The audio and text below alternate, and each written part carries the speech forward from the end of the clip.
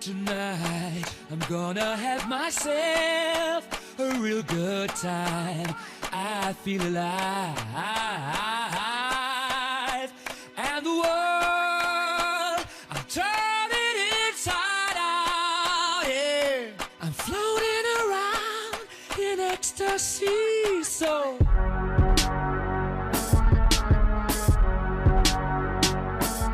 I'm a shooting star leaping through the sky like a tiger, defying the laws of gravity. I'm a racing car passing by like Lady Godiva. I'm gonna go, go, go. There's no stopping me. Maybe stop sharing. All right, Nick, I'm gonna hand it over to you. We're in your hands. All right. Oops, that's not the right one. It'll only take one page, which is stunningly ineffective.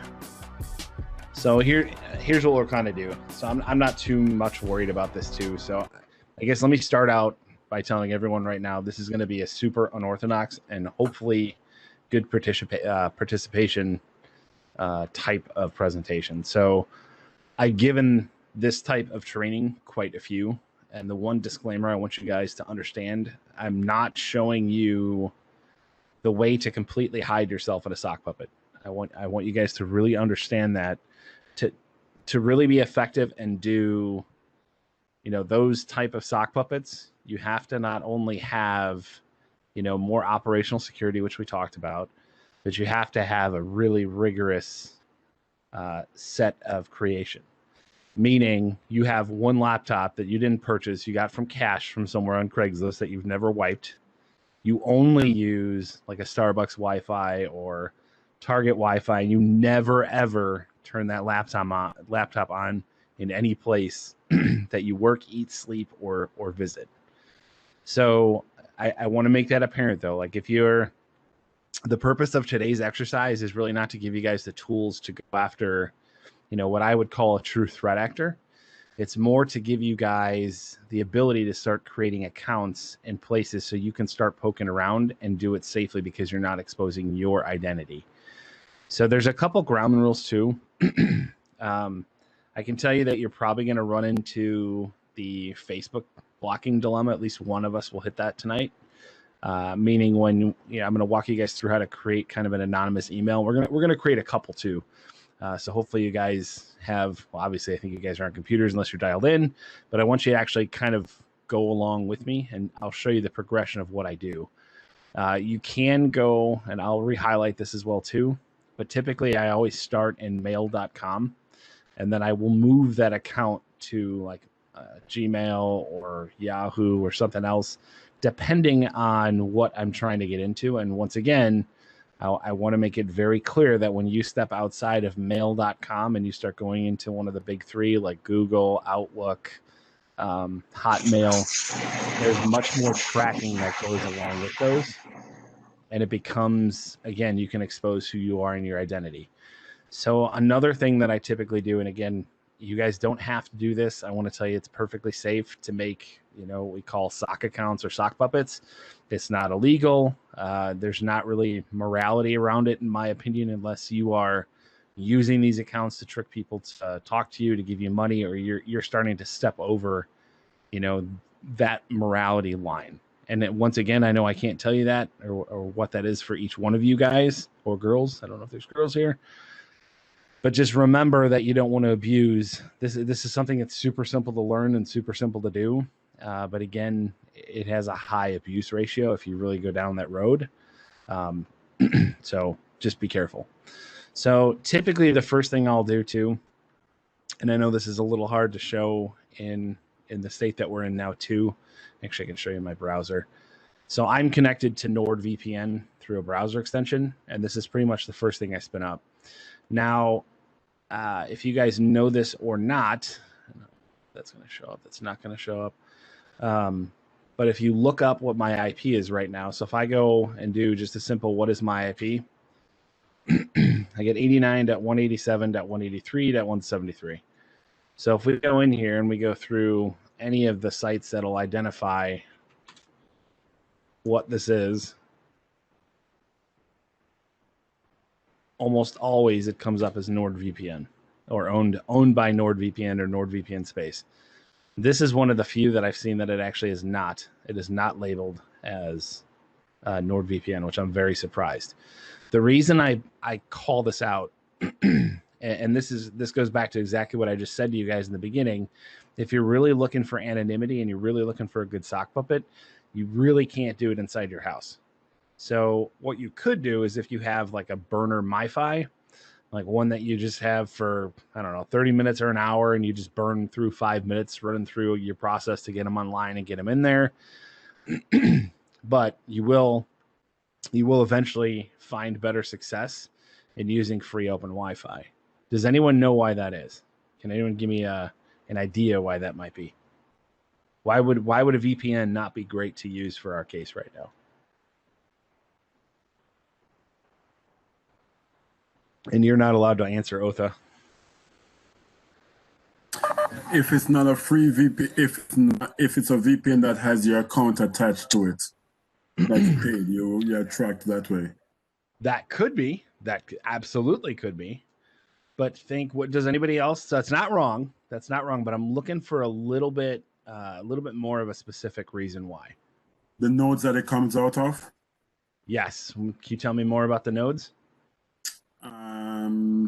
I think I kind of already gave you the answer, sort of. Even though this was a bad example with the IP. The nodes are known, are tracked. Yes, perfect. So when you guys go on to any paid VPN, they buy address space.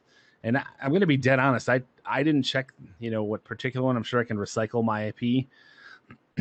But I've never seen this. And I wish I can show you what I'm seeing on my other screen, because I have my NordVPN on my desktop as well. So I use a browser extension to mask my browsing. But I also have one loaded on my desktop. So any traffic going inside and outside of my computer goes through that other VPN tunnel. This one absolutely says, NordVPN, where it's coming from, where, what IP address and what space. So this leads me to believe, and again, I haven't used this NordVPN extension terribly extensive. This leads me to believe that this is purposeful, and they probably did this because they don't want to get blocked. So if you are using a VPN, again, just be cautious, and not cautious in the fact of, you're hiding yourself because you are, better. But the issue is you might not be able to get to do any of the things that you do, because if a website has, if the website identifies you coming from a CIDR block or a CIDR range that's of a VPN service, they could potentially, immediately say, hey, you could be potentially trying to do wrong, or you're trying to mask your activity, and I don't like that, and you're going to get flagged. It might let you make the account, but typically what happens, especially on Facebook, is it'll flag it immediately. And that's one of the reasons I wanted to try this extension too, because I want to see if Facebook will flag it. But it almost immediately flags your account because it identifies that IP range as NordVPN and says, hey, I don't trust you. You're making up an account and I can't verify you. Your account's going into review. And 99% of the time, what that means, and again, I don't attach cell phone numbers to all of my sock puppet accounts. I created a cell phone tonight just in case we had that, so we can kind of move forward. But that's typically the end all be all, is they request you to have a cell phone that they can dead end to. So we'll kind of go through that, but just know that for all you guys who are privacy intensive that use VPNs on the reg, just be careful with using it. And if you don't want to turn it off to expose your public WAN, you're going to have to go someplace that has open Wi-Fi. Don't use your neighbor's open Wi-Fi. Don't do something like that. That's against the law. Definitely go to a place where you're allowed to use it, like Starbucks or somewhere else, or, you don't necessarily even have to get out of the car. You can park next to Starbucks and it goes outside too. But questions on that? Hopefully not. It's pretty simple. All right. So I'm going to dive in. So we're going to be using accounts out of mail.com. And there's an incredibly specific reason that I use mail.com. And it is literally because they really don't regulate all that much. I forgot where mail.com is hosted. Let's actually let's see where it's hosted. Who is mail.com?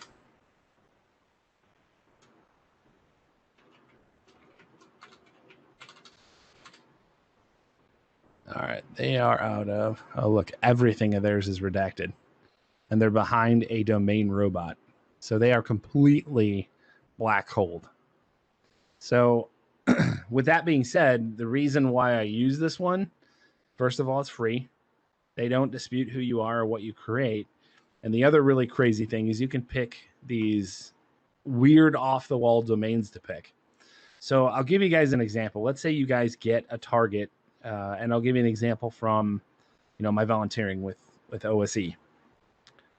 And there I might have to look at someone's profiles that might be like someone who's in industry, or maybe he works at PetSmart, and I can pretend to be, some type of supplier or something else, just so he friends me. So I'm not actually going to make contact with him, but if he starts looking at my, who I am or who my email address is, he might see, nl@ilovedogs.org or whatever it is. So it allows you to have a little bit of flexibility and tailor your email address to your potential target. And once again, I know I'm using the terminology target. I want you guys to understand that these are never, I think Otha talked about this. Like, you really shouldn't be doing this to essentially fish your friends or doing something like that. So just be cautious. Make sure you're still staying on the, the white hat side of things, and don't travel into the gray or the black unless you work in an organization that is being actively, abused against. Then it's kind of, you're covered under your organization and you're doing good by your organization. So, but there's a few things I want to kind of go over before we hop straight into here. So I know I talked a little bit about image reconnaissance last week, and I think, or at least I hope a couple of you guys had some time to look at the one that I gave you, but this is really where some of that image reconnaissance comes in, because we want to always start with some type of persona or some type of, fake person. And again, you should do your due diligence when you create a persona as well. So are all of you guys familiar with what doxing is, or to dox someone? Has anyone heard that term, DOX? To dox? It's okay if you haven't. Totally okay if you haven't. But if anyone has, and they can tell me what it is. Yeah, it's like calling someone out online. Yep, very similar. So that's a part of it. But even more so, doxing is actually exposing someone on the internet and their identity. So the reason I point this one out is we don't want to get in the habit of you knowing someone or knowing just enough about someone that you can create a persona based around them. Meaning, like, you might know a whole ton of information about your best friend and you just slightly change the name. So that can lead to a situation where he or she could be doxxed. So there's a few really, really good websites that I absolutely enjoy going to, because some of the stuff that you get from here are hilarious. So, and I'll give you guys a list of this stuff too in chat. Like I said, I didn't want to prepare a formal presentation because this stuff is so question and answer. Like, I have a presentation and I can tell you that I got through like 4 slides, and then it just, everyone started asking questions when we were going through creating everything, and it really, nothing lined up anymore.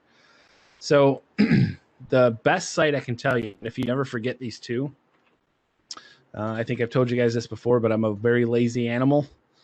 You can literally go to google.com and say, this person does not exist. And it'll give you a few different resources too, or create a person. Let's see if this one gives it on there. No. But this is one we're going to use, which is this person does not exist. And then the other one we're going to use is that one go.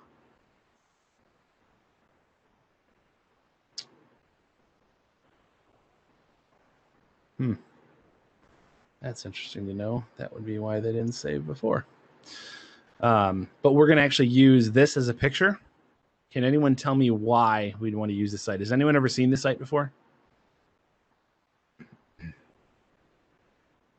No, this is my first time as well. Yeah, Anyone else? This is like the AI generated people. Yes, it is. It is absolutely AI generated people. Yeah, So I saw it a couple weeks ago. It's pretty neat. The reason why I absolutely love this site is because it takes a lot of the work out. I used to have to grab a picture that may or may not be found online, and then I'd have to modify it in GIMP or at Adobe, like change the eye color, change pixelations, just because it changes the fingerprint. And then it also changes the image itself, or like slightly stretch the eyes, or, reverse the image or something along the lines. Even if we looked at this one, so I'll save this one as an exercise. Let's see. Test.jpg. And we'll go to reverse image search. These shouldn't come up, but if they do,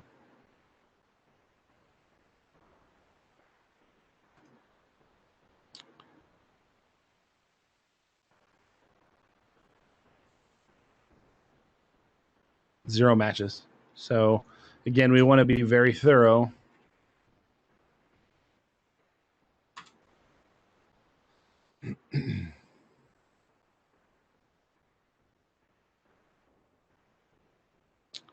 That's right. This one's in this.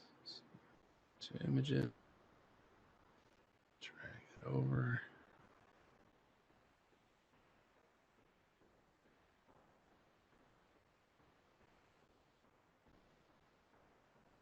So this one comes up. But let's see if it actually is him. Sometimes it's not quite a match. So possible. No.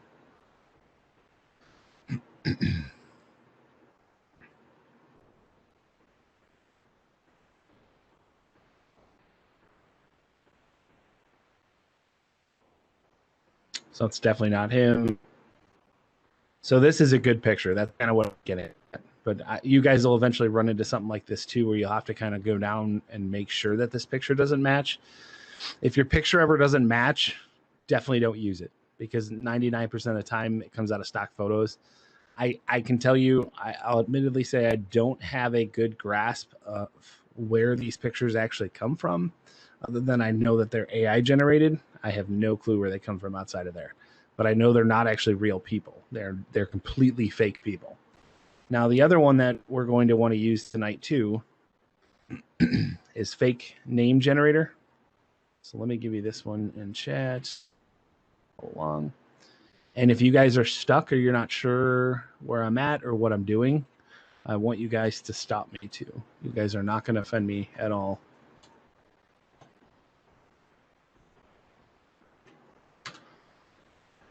First one we're going to use for our glorious picture, and I already wanted to test it before just so I didn't waste time.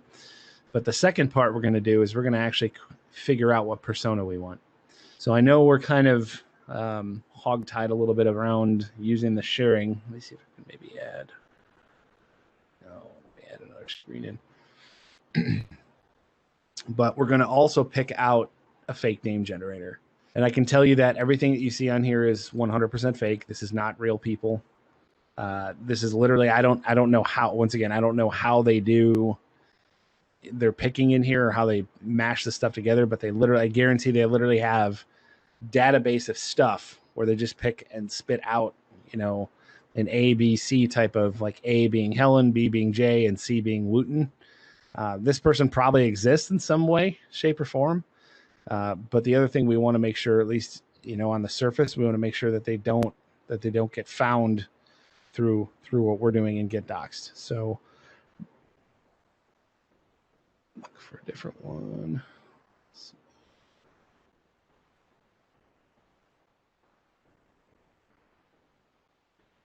It's 44, 24. Oh, well, I'm looking for someone in their 30s. It's old. There we go, 36. So, I guess actually, we'll just start over, I guess. That should be fine. So now what I would do, and just so you guys know, I usually start on this side with an idea of what I want for someone to be, and then I'll try and match the picture to them. So I usually start off with doing the generate a random identity, and then I'll match a photo with them. And simply because it's hard, like this is not a site where you can't change every little thing. Like if I said I want them 32 years old, they don't have the ability to generate me someone that's 32 years old directly, or maybe they do. I guess I've never checked the advanced options. Oh yeah, they do. Well, look at that. I've been wasting a whole bunch of time all these years. So let's do 30, 35. And we're going to do female, American, and United States. Generate. Oh, that's awesome. I didn't know you could do that. That's fantastic. So look at that. I even learned something today. I've never paid attention to that advanced bar. You just click until I get one. So I'm going to use, I don't really want to use Dorothy. I need a little bit different name. So that'll work. Okay. So the reason why I didn't accept the first few that I clicked on too, this persona is actually going to be used by someone in LP for my company. They're actually tracking an ORC group that it's like a beauty theft ring, and these women are very elitist. And again, I'm not saying that in a derogatory term. They are incredibly elitist, and they're very, very private. And I can tell you, I've thrown 2 other sock puppet accounts at them, and they've absolutely destroyed them. So I did a little bit more homework on this group and found out that they really, and again, I mean, no offense or nothing from my side. I'm tailoring my persona to this op, but they seem to only pick people that are, relatively more attractive, and they have more of an American sounding name, as best as I can say that. So just know at some point in your lives, if you guys get down to doing some of these OSINT operations, you may have to tailor your persona to the what you're actually trying to get into. Is anyone having trouble with any of the sites? You guys having trouble with the sites?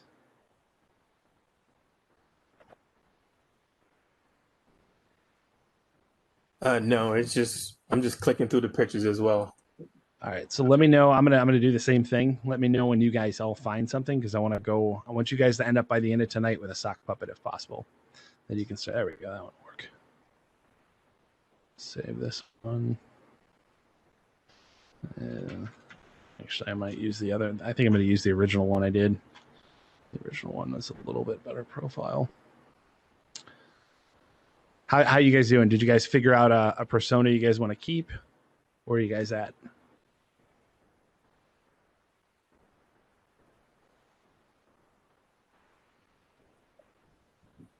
Seems like these sites work better in certain browsers. I primarily use Firefox now. I haven't really stepped away. I can say Firefox is probably more abrasive than Chrome for sure. Chrome does track a little bit more, and we'll talk about that too when you create sock puppets. So usually you'll notice that I'm not in their incognito mode or whatever you want to call it. Even though you're using the same browsing traffic, you do want to use a brand new private window, because it does not contain your previous history unless you told it to. So there's a couple other considerations too, which we'll get into when we start talking about browsers and getting into Facebook, LinkedIn, and those types, because you have to be very careful, or you even have to save a browser that is specific to making your sock puppets. At this point, I can safely tell you that every time I've ran across an issue, I just use incognito, use a VPN, or use Wi-Fi that's outside of where I'm at, the free Wi-Fi, and I've never been stopped. But how's the rest of the group doing? Did you guys come up, with a background and at least something that you like? Or are you drooling on your computers already?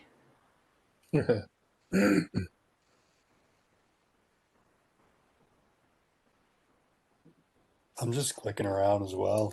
I've never seen this identity generator site before, so I'm kind of figuring it out, I guess.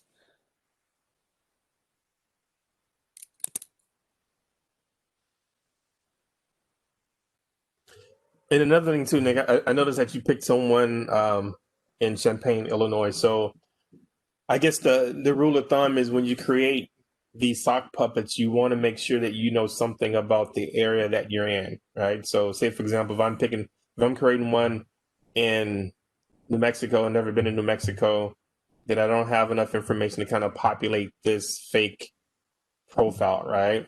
So I'm using something from either in Tennessee or in Illinois, so I can add background information just in case somebody asks me, well, what school do you go to, or things of that information. So I have a little bit of background information where I don't have to research and make stuff up on the fly. That is a very good thing to do. I don't typically, usually in the first couple trainings, I don't really point a lot of that stuff out, because even the sheer fact of doing some of this stuff, even though I wouldn't consider it terribly difficult, it's hard. It's not an easy thing to get down, even to get into a usable sock puppet. So usually what I'll do, if you guys really want to go down the, hey Nick, how do I really make a sock puppet that I can go out and, and I never condone this. I can tell you that even at my level of having to do that, I've been doing this for close to 2 years now, and I've been tracking actual threat actors. I don't like doing it because you're just a slip away from exposing yourself. I don't like it.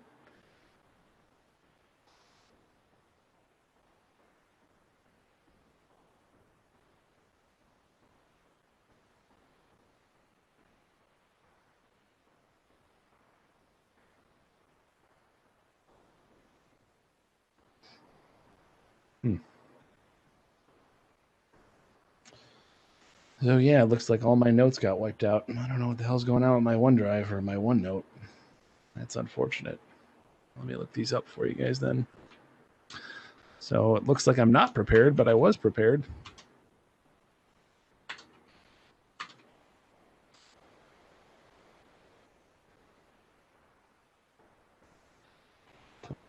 This site. It is I like this site simply because it's very, very high level, but it points out a lot of the best points about an actual sock puppet account. And it kind of starts you off. It doesn't really show you how to do it. It gives you examples of how to do it. We're going to talk about one of the other encrypted emails as well, but we'll get to that one too. So let me know if you guys can just sign off. Is there anyone that's having trouble or has not gotten, what they need to move on to the next phase?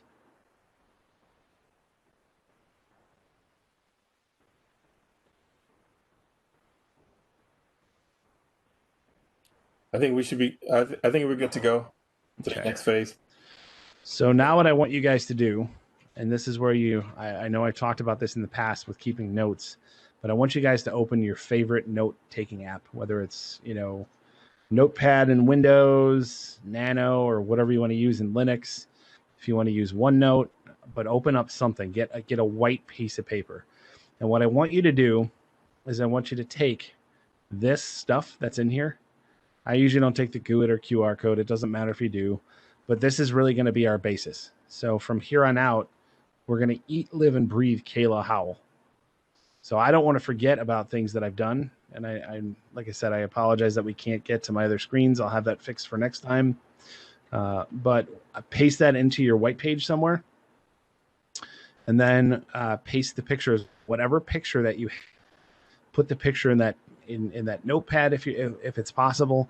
Otherwise, create a folder somewhere on your desktop or wherever you keep your stuff, and then save that notepad into that folder and put your picture that you chose into that folder as well, and then label that folder with sock puppet underscore whatever, sock puppet 1, or the person's name, your fake person's name, but start keeping it together. I use LastPass so to keep all my stuff together. So this is one that I've had for a really long time. And just to give you an example, so Mr. Kevin Richardson, I keep all of his important stuff in here. So I have on the original one that I have for him, which was his mail.com, I have his full persona. I have the rest of the stuff which you guys are seeing from that other site on a notepad, but I will keep the stuff in LastPass that I need regularly, or that I will enter in for his birth date or something else like that. I think this is trash too. It's garbage.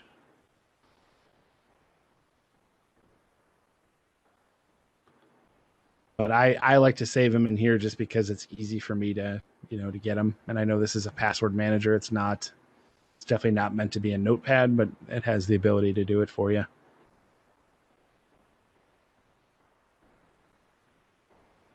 All right.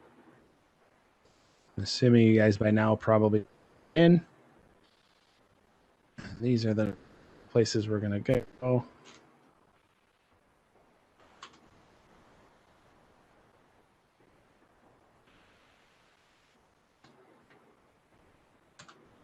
So I want to pause here and kind of give you guys a little bit more insight into sock puppets too. So a lot of questions that I got from the teams that I gave this to, what I'm about to show you is just the way that I do it.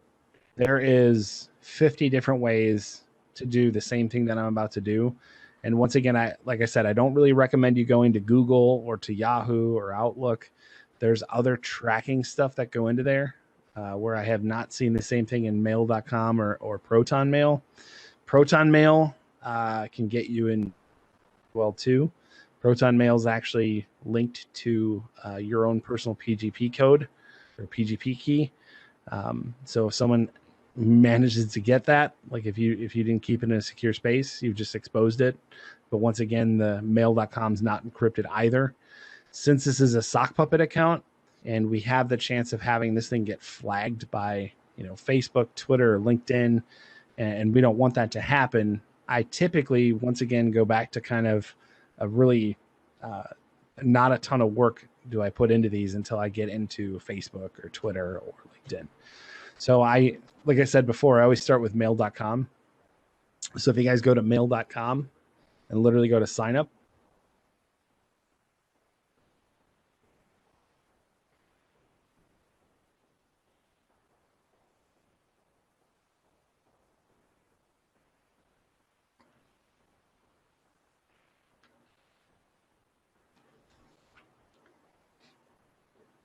and then take all of your information that you had and basically start filling out your form. Now, there is one step here if you really want to go, super anal. Are you guys familiar with Recon NG at all? Have you guys gone through that? No, we haven't gone over Recon NG. Okay. So Recon NG is a tool that does a lot more than what I'm going to show you guys for it, but it is what I would call an OSINT tool. So the reason I bring this one up, and again, unfortunately, with this tool, you have to configure it. I didn't dump any of my API keys. That's why we're seeing red on there. But they have a particular plugin that you can download from the marketplace that is essentially what they call a profiler. If we want to spend some more time later on this, I can do that. Oops.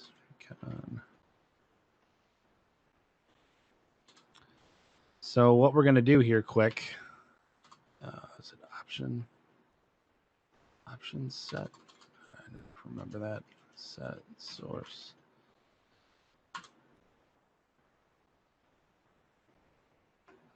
Oh, no, that's what it is. Hold on. Options. I don't use this every day. It shows. What is that in again? Recon NG set source. I had it all on my page for tonight. I don't know why it did not show up. Something about OneDrive and Linux is no bueno. Input.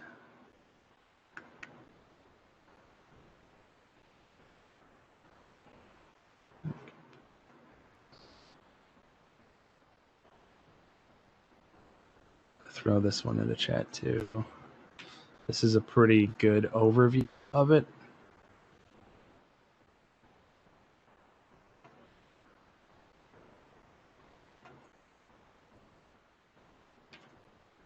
If you guys have never been exposed to Recon NG, this is a really good tutorial to get you guys started.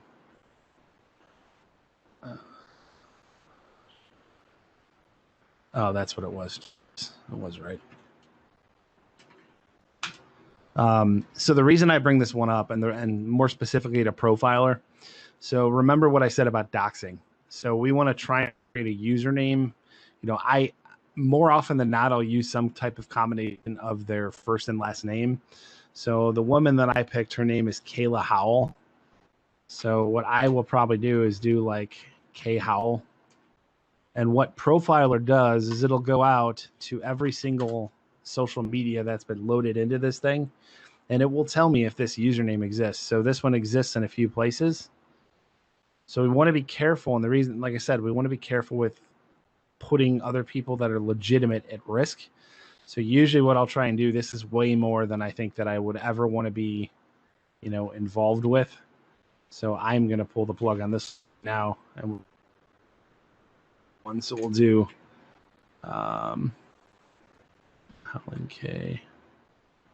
This one probably has the same.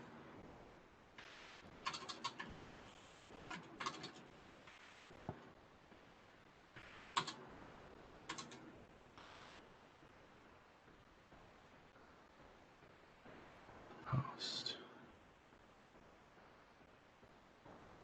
Yep, that's already too much. Too.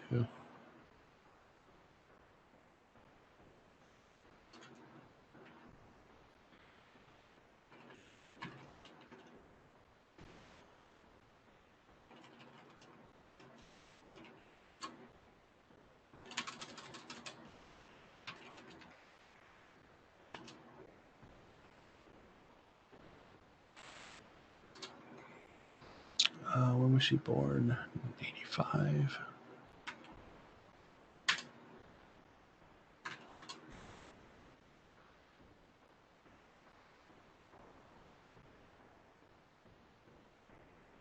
So we're still good on this. Yeah, I know this would be too fast if you guys aren't seeing it. So this one is coming up because of the username Howling K. So I think we should be good unless I mistyped that username, which I did not. So this one's good. Didn't show up on anything. And that's really the point of what I'm getting at is because I do this for a living, I really don't try and stomp on someone, area. So Howling K85 is now going to be my username for literally everything that I have. I might switch it up a little bit on, like I said, the email, because I want them to know that this email is for me. So does anyone have questions? I know I went through that blazingly fast. And if you guys haven't gone through Recon NG, we can spend some time if you guys want. I know this is a really good tool for people searching, and an even better tool for business or domain reconnaissance too. There's so much information you can get from this. Like it's incredible. Let me give you a better example to show you. Actually, get out of this one, so I'll start over. So when you're in the root of Kali Linux, you literally just type recon ng. Even if you type in recon, you should be able to tab it and get the rest out. Recon ng, it'll load up. When you start recon ng2, just so if you guys have Kali loaded, this six modules, those don't exist. They no longer package the modules, and I assume it's to save space in recon ng. You can get all of those modules by doing marketplace refresh and marketplace search. And if this is super small, let me know. Is it really, really small? Make it bigger. Is that better? Yes, it's better. There's a literal ton of modules that you guys can load. Truth be told, I don't know what each individual one does, but the one thing I can tell you from working with this tool quite a bit is you'll see it's under headings. So like, for example, this one's recon. So I know it has something to do with reconnaissance. This one's reporting, so it has something to do with reporting. So you don't necessarily need to look like if you're looking at the screen and overwhelmed or getting anxious, don't get anxious. Don't get overwhelmed. It is able to figure this, this list up. Some of these do require API keys to actually run, meaning that you have to sign up somewhere to get them. And guess what? So if you're trying to run this tool and you want to be as anonymous as possible, you really should be using a sock puppet, which is where, we're kind of where the cart, the chicken before the egg sort of talk at this point too. But this tool does have a lot of other stuff that you can do in here. And I would say for the most part, the two largest ones that I've seen mostly use is Profiler And then the other one, which is, where is that one?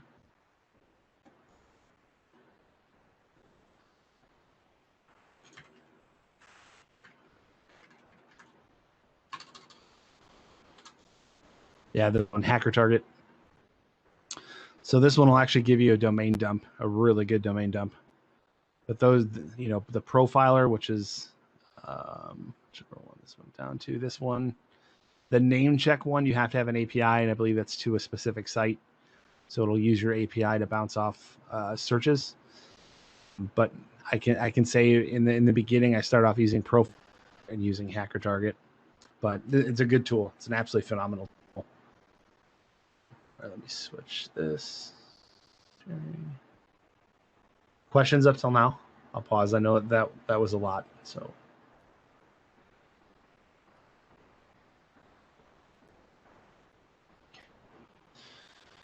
So now we're going to go in and sign up. And can anyone tell me what I did wrong? What did I already do wrong in here?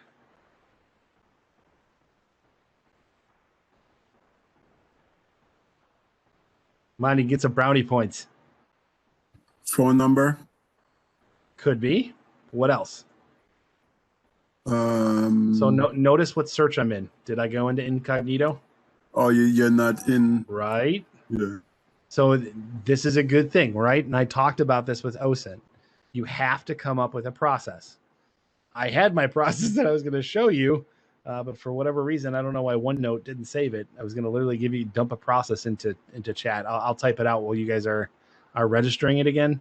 But come up with a process, write it down, and save it, and do it every single time.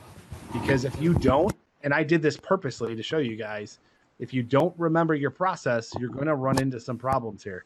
Like if you didn't turn on your VPN or you didn't go into the private window and you tried to so like if you register in Facebook in this window, like right now, if I go to Facebook,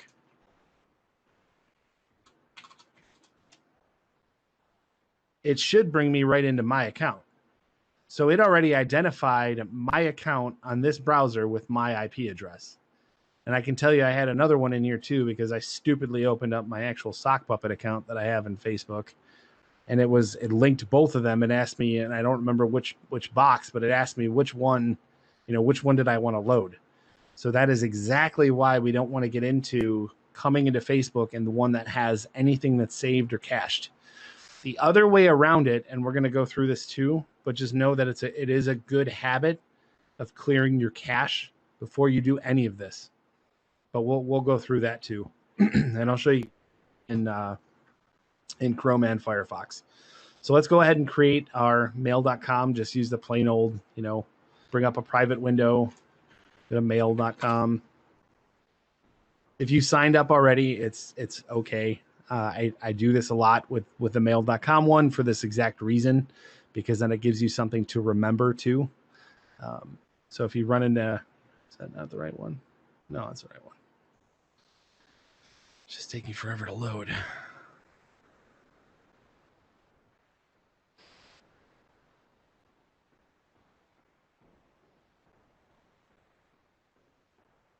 If you guys use blocking apps too, like I think I only have UOrigin. Where the heck this is called? I think it's UOrigin. I don't know which one I'm using. I just grabbed one, but it might be blocking some of the scripts on this page. I typically don't run. I don't remember if I've ever showed my work laptop or my work browser off, but there's another really good browser extension.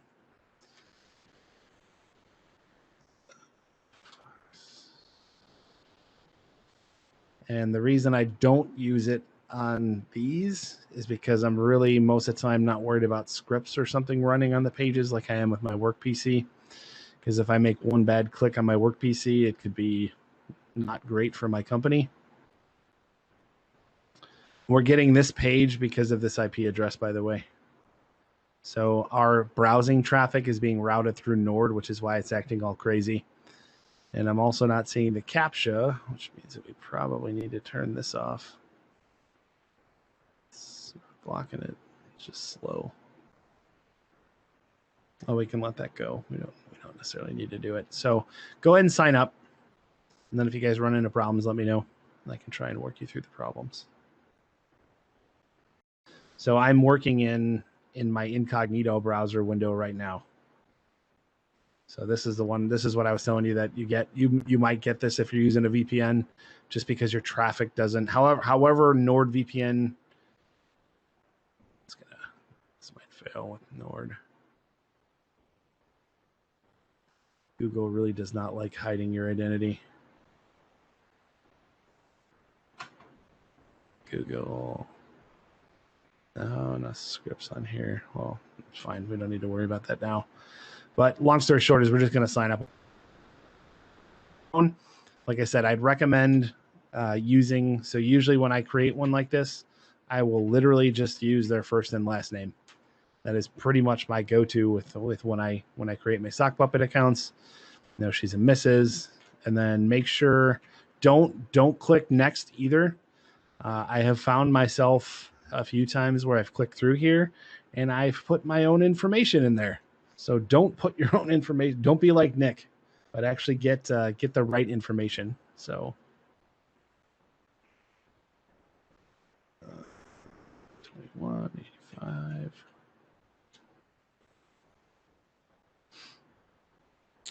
And then a password. Again, I hope if you guys are not using a password safe of some sort, I absolutely recommend using a password safe, because even with sock puppet accounts, they can be attacked.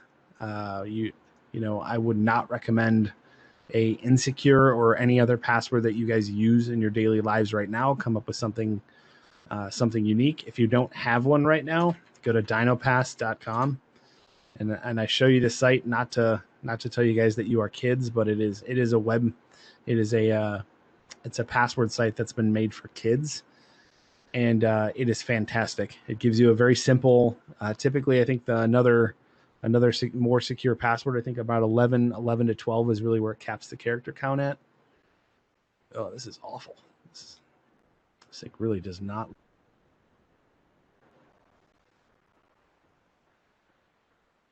Yeah, this is super slow.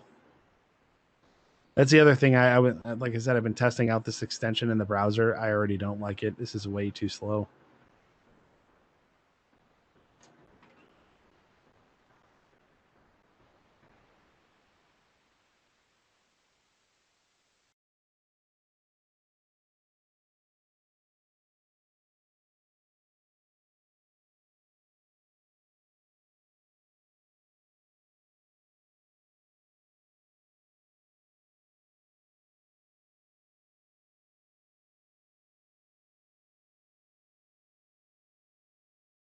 My passwords that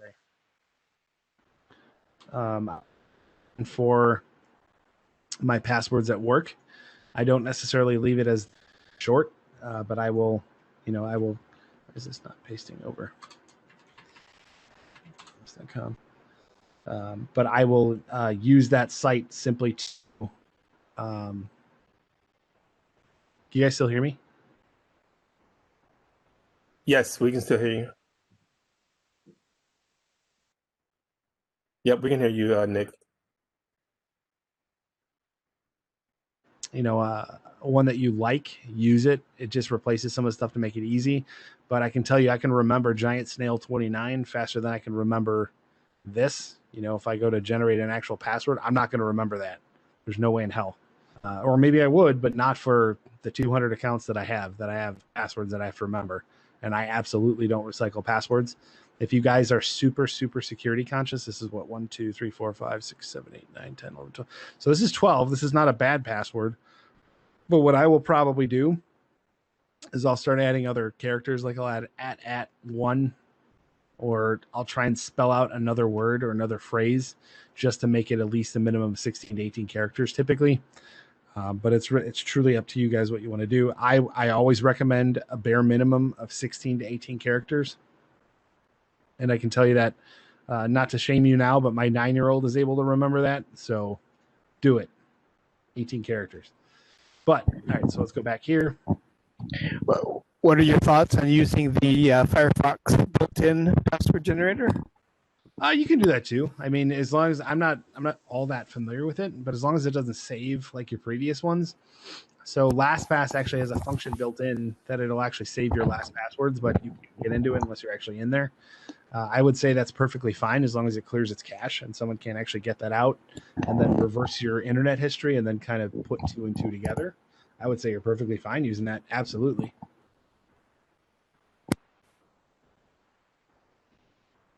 Good question. You're the first person I think I've ever had asked that question. When you guys come to the password recovery options, just leave it all blank. If it asks you to put one in, I don't think you do. You shouldn't have to. No, I don't think you do. Let's see if it does. Unless they just changed that too. Like all icons with cars.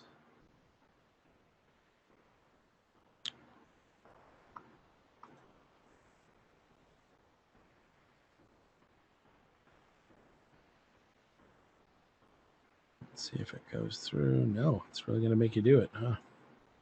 That's new. Well, I wonder if they send your first one.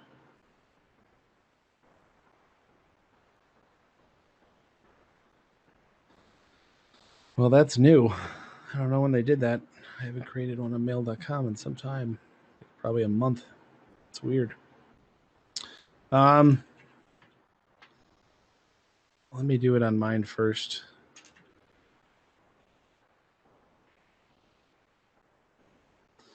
I don't think it is going to email your... It shouldn't email that address. No, I just created one with a dummy email, and it didn't ask me to. It still let me create it. Yeah, we can change that out later too. So just put anything in there. Like I said, that's new. That's the first time I've seen that. Oh, looks, it already hates me. So I can tell you it is absolutely this. Yeah, I just use like jamesbond@gmail.com or something.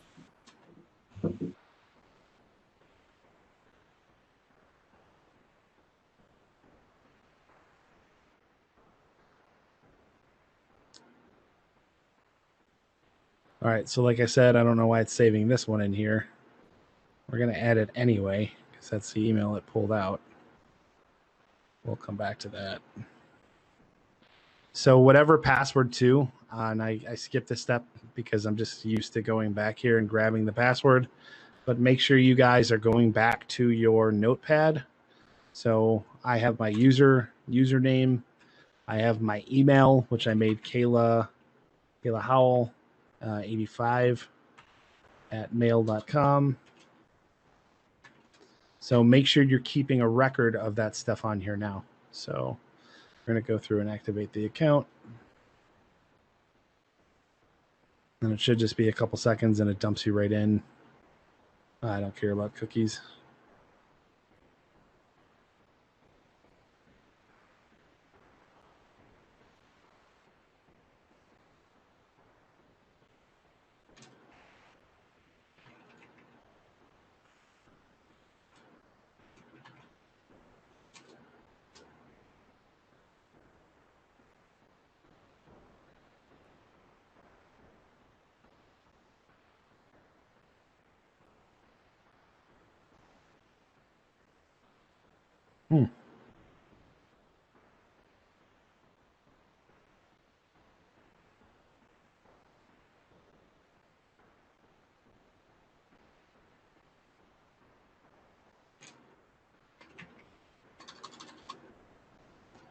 Well, that is the first time I've ever reached that. Yeah, give me 1 second. I wonder if I got flagged already from that VPN.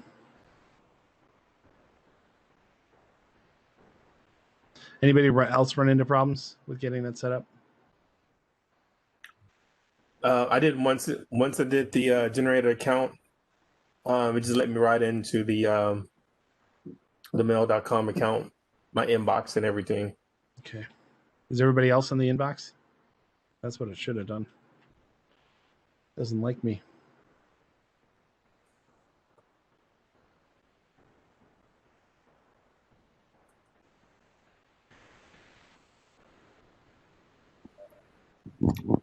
Have you tried 10-minute mail?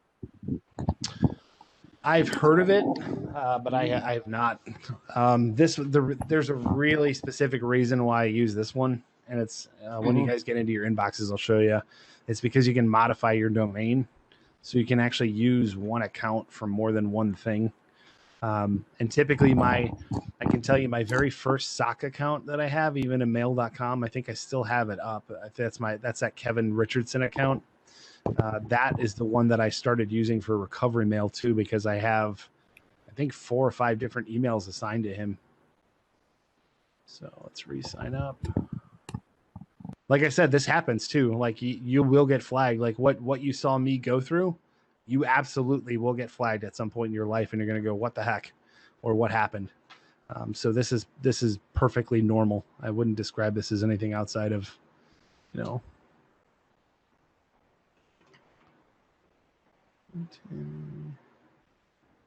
7.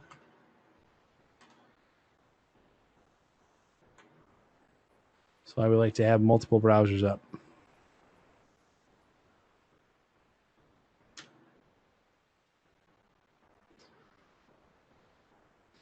So typically, if you see what happened with mine, in some way, shape, or form, these two are still connected. Well, you can't see me brushing over them because of the stupid screen sharing, but in some way, shape, or form, this browser is burned, or it's already talked to this browser, and mail.com hates me right now in this browser.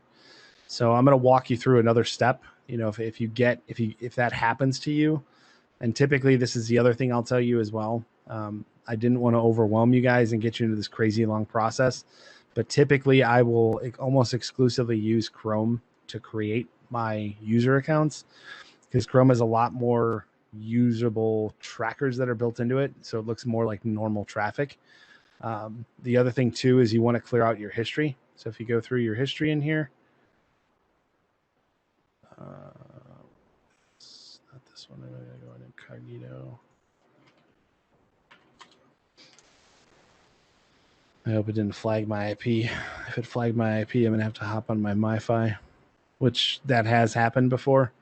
If you notice that you're just getting stopped at every single turn, I would probably tell you just to back out, wait a couple days, and go back into it, or go into your favorite local coffee shop that has free Wi-Fi. Yeah, shit. My IP is done. Give me 1 second. So this will happen. And I was hoping it would have happened to one of you guys and not me. Let me fire up my Wi-Fi.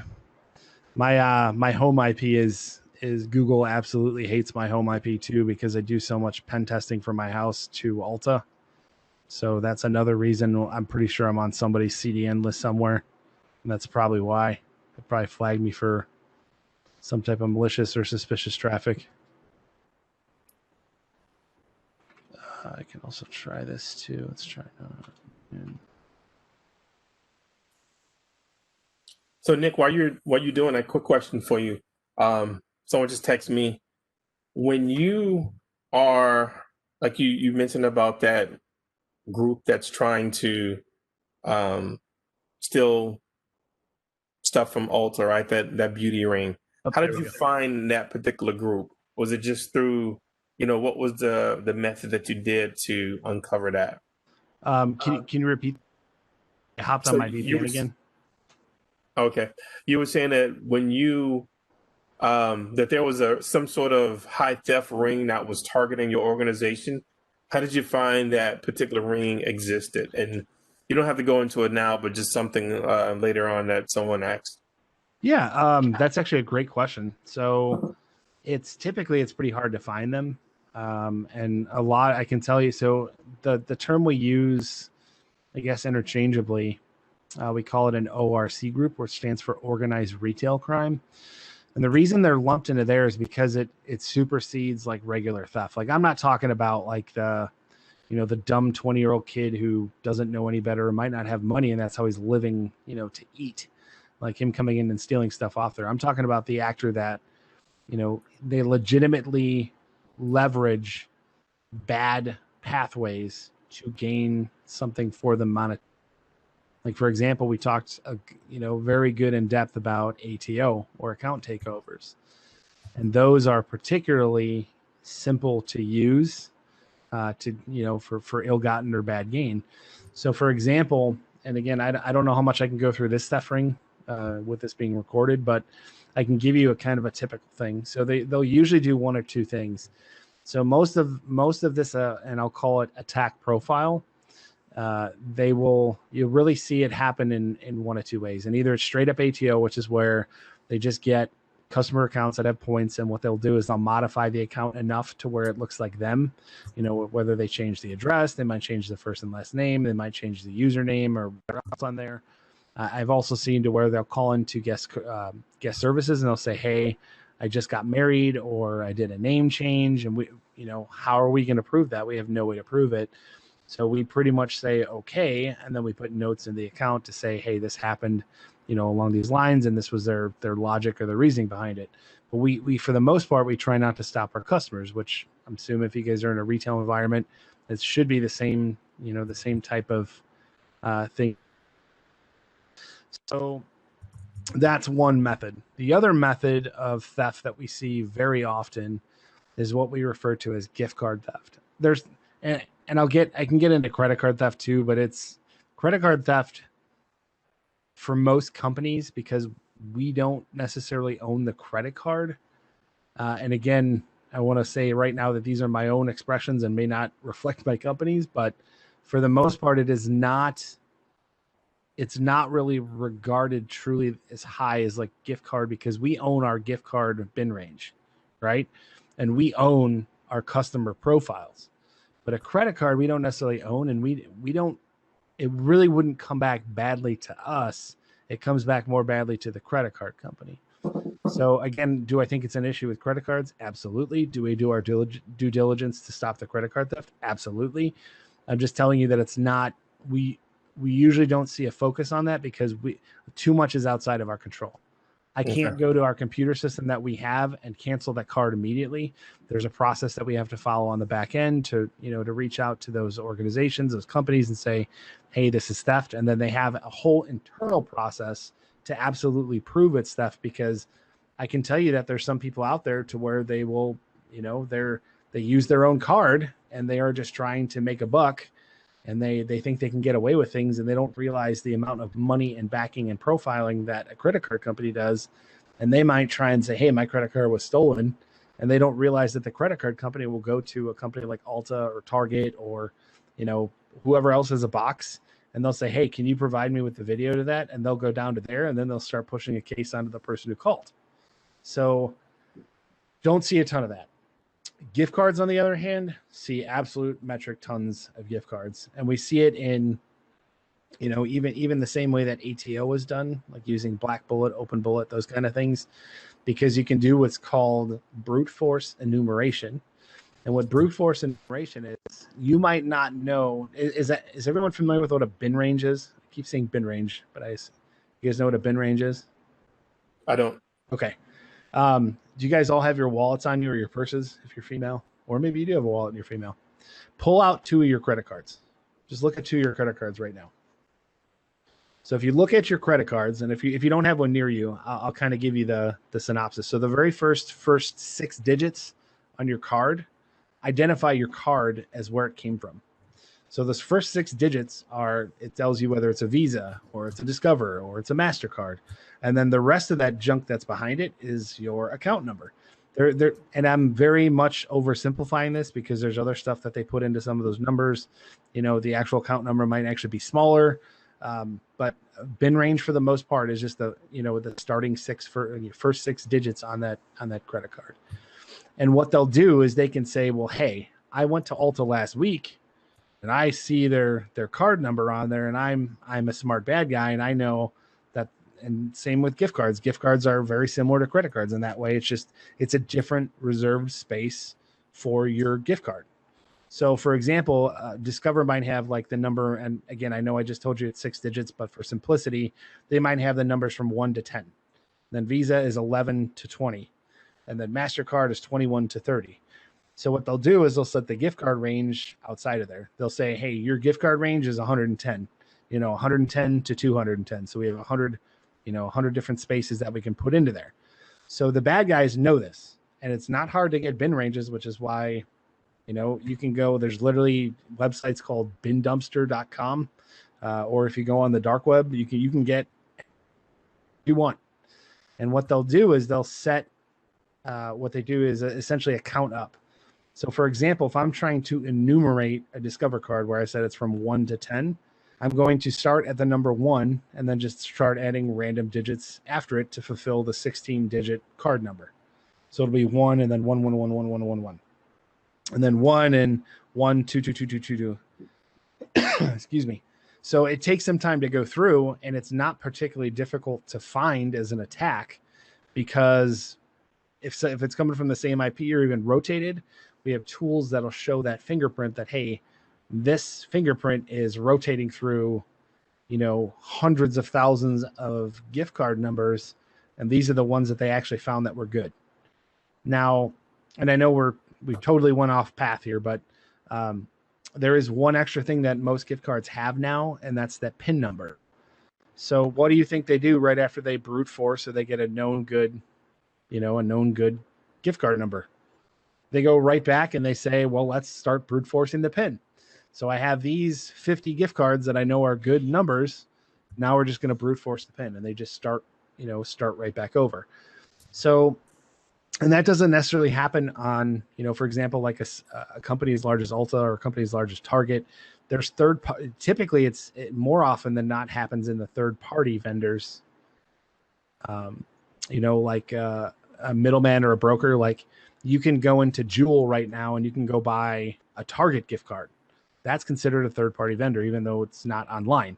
But there's online stores that resell all of these gift cards, and that's where. And I'm just telling you from the perspective of where I work, that's a lot of where I see these gift card breaches happening. It's not on our end, even though it's our brand, it's our name, which is why we're concerned with it, because it damages our brand. But that's where we really see that. And what they'll do is they'll take those gift cards in there, they'll create a legitimate customer profile. And for all of you, ladies and gentlemen that shop at Ulta, you guys know that you get points and rewards. So if you go into Ulta with $1,000 stolen gift card and you spend money, it's not just $1,000. You get $1,000 plus the points, which is usually, can be up to $100 back. So for the $1,000 that you stole, you actually get $1,100. So not only do we have to figure out how do we give back the gift card to that customer because it was just stolen, but now we have to worry about managing those fraudulent accounts that just purchased this stuff, and now they have points to spend on something else. So with that being said, I know that was a very long way to get to this answer. The way that we find these out is there's profiles that we set up and alert triggers that we set up for like this stuff happening. Like, you might see a large purchase, like typically, in Ulta, large purchases is anything over $1,000 typically.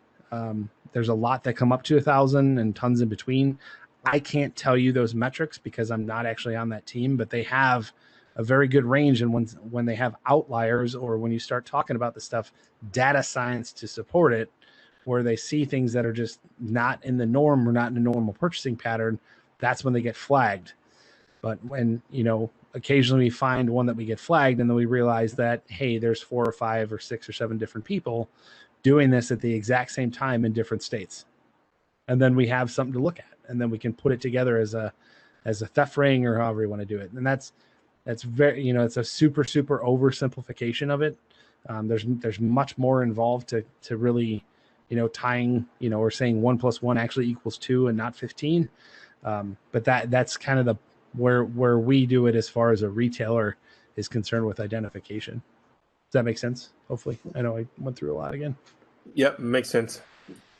All right, so let me try this now. I'm going to try wiping out history, clearing my cache, all my browsing history, everything. And this is where I said, if you remember too, that I do almost everything on here. There's cookies and stuff that I save in my Firefox browser that I don't want to get wiped out because I put them there. So if you, once again, if you're a single browser user, get in the habit of potentially using Chrome if you use Firefox, or, use Firefox and wipe the history out, because you might have something stuck in the browser that is not letting this stuff go through. And then once you clear the history, close it out. else in their mail.com accounts though, at least? Let me get you guys in. I can have one of you guys show your screen too if I can't get in. Yeah. If my IP is actually flagged, I'm done. I have to go to my hosting provider and request a new WAN IP. So yeah, there's a few people who are in. I'm in as well. Okay.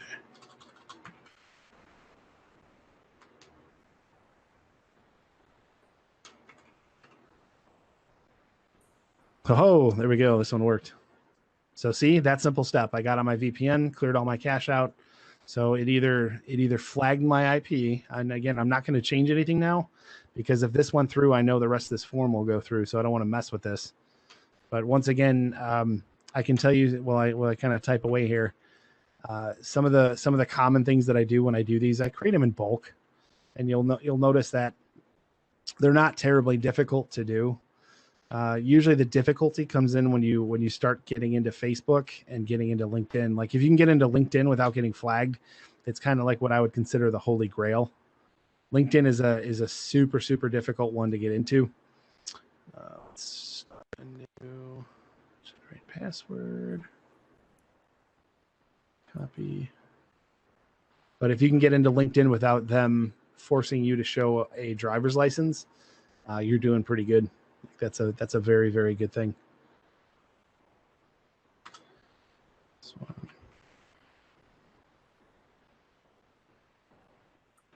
1087.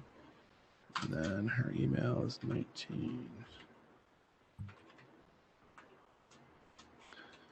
And I didn't show you guys this too, but you could have picked another domain. It's not a big deal now, but you can actually pick a straight up different domain if you wanted to. It gives you the option inside unless they remove that. I don't think they have removed it because I can still do it. And I did it with that Kevin account that I showed you guys before. But this is where you can actually pick something different. Like for example, if you were going, to do reconnaissance on someone who's in, I don't know, who likes pets. So I could create a Facebook account because I want to learn what's on their Facebook, and I'll put some cat pictures on there. I'll make myself look like a cat lover. I'll be part of cat forums. And then I'll even have some type of, feline or some type of animal lover. Like I can put bird lover, cat lover, something along those lines. So if I wanted to really tailor an account for that, you could absolutely do that. The other thing I want to point out too, I know we haven't talked about this too, but if you're using this account for a single engagement, you do not want to recycle the sock puppet accounts. You don't necessarily want to give them up, meaning, you go out and do your thing and then you leave it on there. But if you created an account for a specific purpose, like to go after a specific person or a specific organization or a group, try not to reuse that because you'll get found out a lot faster. And I can tell you from personal experience in the dark web. That's where your sock puppet game. That's when you remember when I talked about a separate computer, never been attached to me, never been attached to anything. And then I go out and do all my stuff on there. That's the type of level of operational security that you need to have if you're going to start playing with threat actors on the dark web. So this one I am.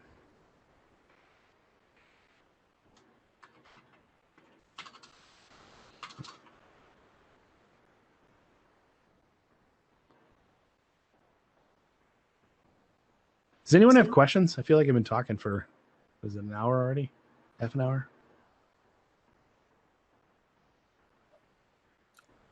Let me check the chat. I think we're good there. Any questions from anyone? I don't bite, I promise.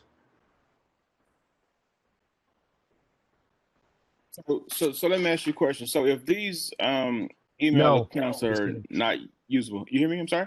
No, I said no. I was just making a joke, which didn't go over well. Yes. So if these accounts are not usable, then they're just used so you can attach yourself to a social media site or some other type of method to get some information. Is that kind of how they work? You got it. So literally, and everything I've done here, like this is who, and I actually should change this too, because that one got flagged. Tammy Plain. So I have, the password, which once again, I want to point out, this is not great operational security, but I want to assume that you don't have the same tools as me. So you can keep it in some place where it's safe, that you know it and it's not tied to you in any way. I have this person's username. I have the backup account that I used on there, and then also the email address that I have on there, as well as all of the fake information down here. And like I said, I'm a fan of OneNote. I don't know why, I'll show you guys this too. I had a whole no clue where the links went. I'm going to have to figure that out. I don't know if something's not syncing or not with Linux, but OneNote's a really, really good tool. It's also cheap, meaning it's free. You can use OneNote, and I think up to 1 terabyte on, or it might be 100 gigs. I don't remember with Outlook, but Outlook gives you a pretty large storage, and they are actually relatively safe. I don't have any, association. I don't get paid by them or from Google. Google's another one I use. They're just as good as well too. So if you are, or a G Drive, that's just as good too. I absolutely hate with a passion. I hate Google's PowerPoint program that they use in the web. It's a dumpster fire. All right, so now we have our email. So if you remember, and let me see if I can find it on here too. There's a way. Not this one.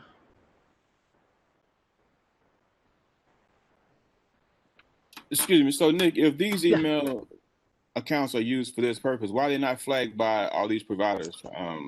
Is there a reason? Yes. The reason is, how do they tell that it's fake? So let's say you decided, and this is Ernest, right? I think it was the E on there. So Ernest, let's say you decided to create a brand new email company, and you're an entrepreneur, and eventually you want to offer services that are paid or premium. So you open up your thing for everyone being free. And right, as we all know, and I think I've said this before, but if you're not paying for a service, they are using you and making money off your data. So just be aware of that. Now, with sock puppet accounts, it doesn't matter as much, but so just remember that. If you guys ever remember anything that I ever teach you, just remember that they are selling your data. But if we go into this, how is this person, or how is mail.com going to prove that I'm who I say I am? Give me some examples. And it could be anyone too. Ernest, if you have ideas, or anyone else on this call, give me some ideas. How can they make me prove who I am? They can offer you to, supply them with the authentication code, something like that. You could, right? So that's one avenue, but again, let's even go further down the rabbit hole. Let's say I've already backstopped that email in another place that lets me make an email that nobody pays attention to. So now all they're doing is we're just circumventing the front end security. It's like just like the dark web analogy I use, the door's there and the key's there. You just got to pick the key up and put it in the lock and open the door. Same thing. So this is a loaded question. You guys might not ever have ran across this, but there are services out there now that are essentially along the lines of what they call Verify Me. LinkedIn uses it. I've had my LinkedIn account flagged because I refused to put up a picture. It's not because I don't want you guys to see my ugly face or my unshaved face. It's because in the space that I work right now, and again, it's getting different because of all the talks and stuff I'm doing. So I'm loosening up on there.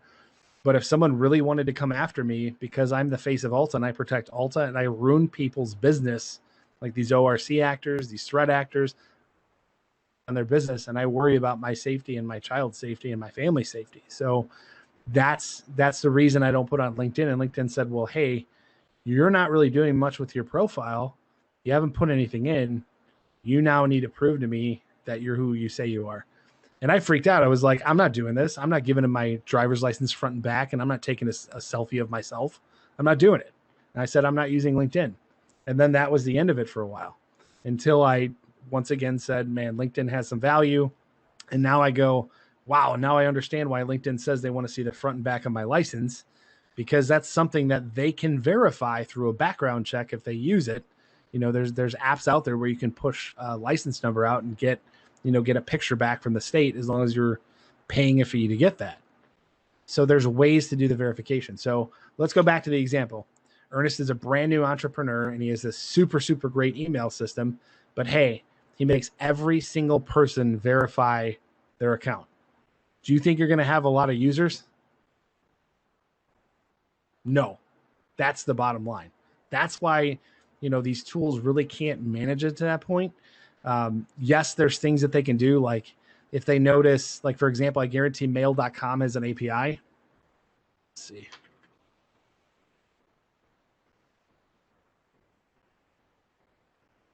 Guaranteed to get an API.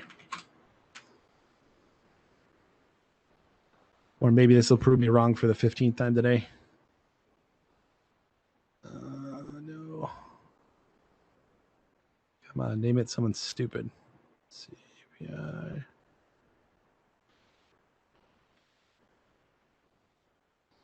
Well, they didn't name it API.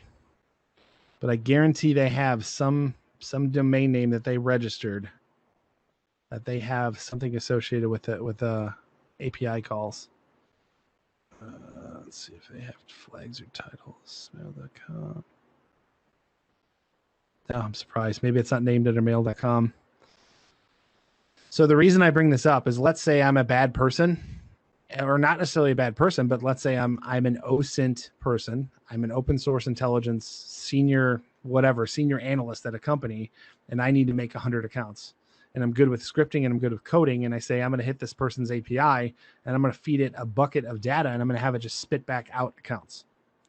This company should probably go, that's not normal user activity. All of those accounts are flagged immediately. And that's where the two differences kind of come out. Understand what a normal, so you got to think about this like a customer seller relationship. So how much are you willing to put in front of your customer before they're not willing to use their platform? How easy do you want to make it to use your platform, or how difficult do you want to make it to use? There's that, there's that fine balance on that line of good security. And they might, we don't see it here, but they might have an internal process that really goes through and looks at, potentially everything that you're sending it out. Like, let's say you send something to the White House and threaten the president. Boom, mail.com flags you right away. And then they hand everything over to law enforcement. They might have those things on the back end. But for the most part, Ernest, this is an awesome question. And simply, it's one that I think you're the first person I've ever had actually ask that question. But this is typically why you're able to do this. And it's because they don't want to ruin what they call a customer experience. And this is something from where I come from as a security practitioner that is super frustrating whenever I deal with the business side of people, because the business, all they care about is the customer experience and the bottom dollar most of the time. And they don't necessarily see the security issues unless you paint that picture to them. But that was a really good question. And I can tell you too, the other end of that question, when they get into more cracking down, they do. Facebook just put, I forgot where I read it. I think it was 2 or 3 days ago. Actually, no, it was last week, because of all this nonsense with the elections. They have now, and maybe I should go in more if you guys haven't read it. So there's been a lot of creation of accounts to kind of push the tide of people or create falsities or disinformation. And Facebook has a whole team behind that actually vets accounts and information, and they flag those things. Well, they said enough's enough. And even though Facebook is a good resource, they are probably going to severely crack down on shill sock puppet accounts. It's going to be a loss there, but I can tell you, when one goes down, one comes up. It's just a matter of time. Like here's a good example. Twitter. Do you guys use Twitter at all? I know, Otha, you do. Does anybody else use Twitter? Yeah, I use it. Have you guys ever heard of a place called Parler? Parler? Not So familiar. Parler came out in 2018, and now they market it again. What I'm about to say is not because of political affiliation. It has nothing to do with the president or the president-elect or anything else. I'm just speaking in terms of why the site came up. So all of the people that were getting kicked off of Twitter because they were giving disinformation have now gone over to Parler, and they're saying the exact same things, and in most times even worse. And Parler, for all intents and purposes, has become kind of a stopping point for the alt-right and super conservative, up to and including, those white supremacy organizations. So they shifted from Twitter to another platform because they're not allowed to say what they want to say on Twitter anymore. So it's the same exact thing. So when one goes down, one comes up. And I guarantee Parler is, I'm already in there too. If you guys want, we can try and get in there with our Sock Puppet accounts if you guys want to check it out. But again, just understand that if you guys are going into there, you might see things, or I don't want to show it on here, but just be aware that you might see things that you might not agree with, and to be careful with how you respond to them too. I don't condone anything that goes on there or any of that garbage that people do, but that, again, you'll run into that too with some of the places you go to. So now we have our accounts. So what I want to do now is I want to shift over to Facebook, and I'm going to have, how many people do we have? Oh, looks like, yeah. So yes, you are exactly right. Is it Arv? Is that right, Arv? So the age of an account, a new account, is completely at a disadvantage.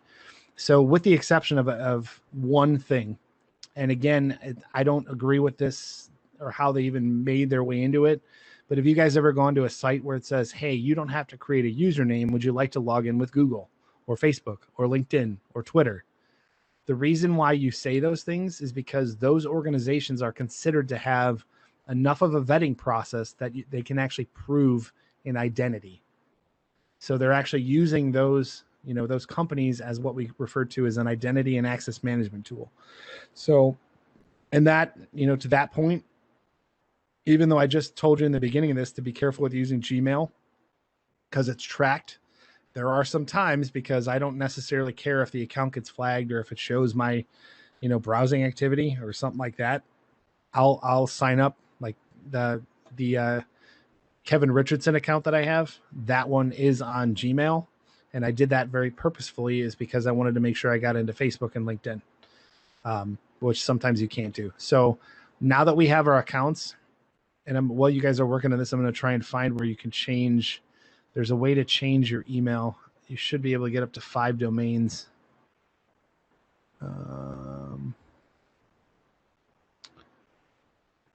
It's at security options.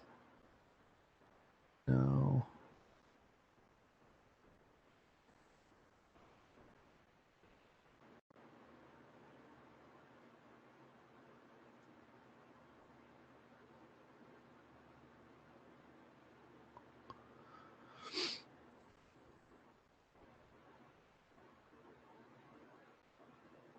Maybe they removed it for premium now. You were able to make up to 5 additional accounts using different domains. I'll find it for you guys. This whole interface has changed. I haven't gone into mail.com in a while, but I'll find it. So here's what I want you guys to do. So how many people we got? Actually, you know what? Let's not do that because I don't want to ruin your Sock Puppet account. So why don't you guys get up? Is everybody using their favorite browser, or are you guys using a different browser?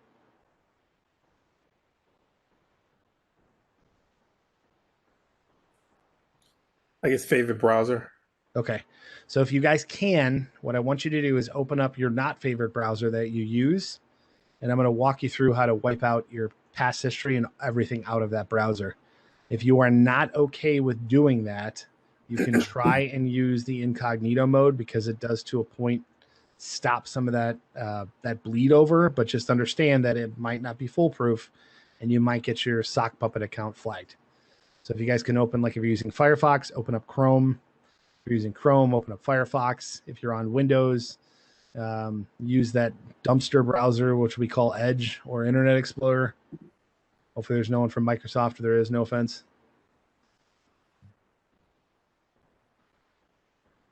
But get one opened.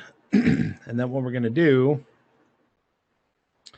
So who's in Chrome? Can you guys call out who's in Chrome? Is that, or actually, let me do it differently. Is anyone in Chrome?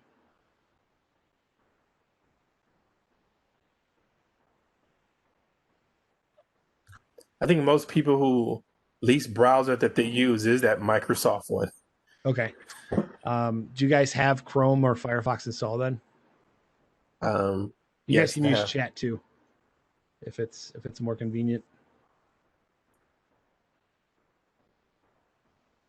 All right, well, I'll just run through it quickly. So here's Chrome. You guys can still see this screen. Let me switch back over to the other Chrome. I'll show you how to clear all of them out because it's probably something good to know how to do anyway. Chrome. Okay. So when you're in Chrome, if you go into the three dot stack in the upper right hand corner, you literally just have to either go down to settings. Your history doesn't necessarily will take you to it, but you got to go to settings. And then if you scroll down in the middle of the page, there's privacy and security. And you want to go to clear browsing data. And you want to make sure that you select everything. I think 4 of these are left on. And usually it starts you off on basic, go to advanced. And then the other thing you're going to have to do is change your time range to all time. You want to wipe out everything that's ever been in that browser. So wipe out all of it and then literally just click on clear data. And this is just personal preference because I'm super anal and this is part of my process, but I will close the browser at that point and then I will reopen it. So I'm going to close this browser. I'm going to close my other browser with my mail.com. I'm going to log out. I'm going to close this. And then I'm going to reopen. The reason I do that is that it kind of ensures 100% that you are not, you're absolutely not going to be stuck in a position when we go for Facebook. So that's how you do Chrome. Let me grab Firefox. There we go. All right, so let's see this one.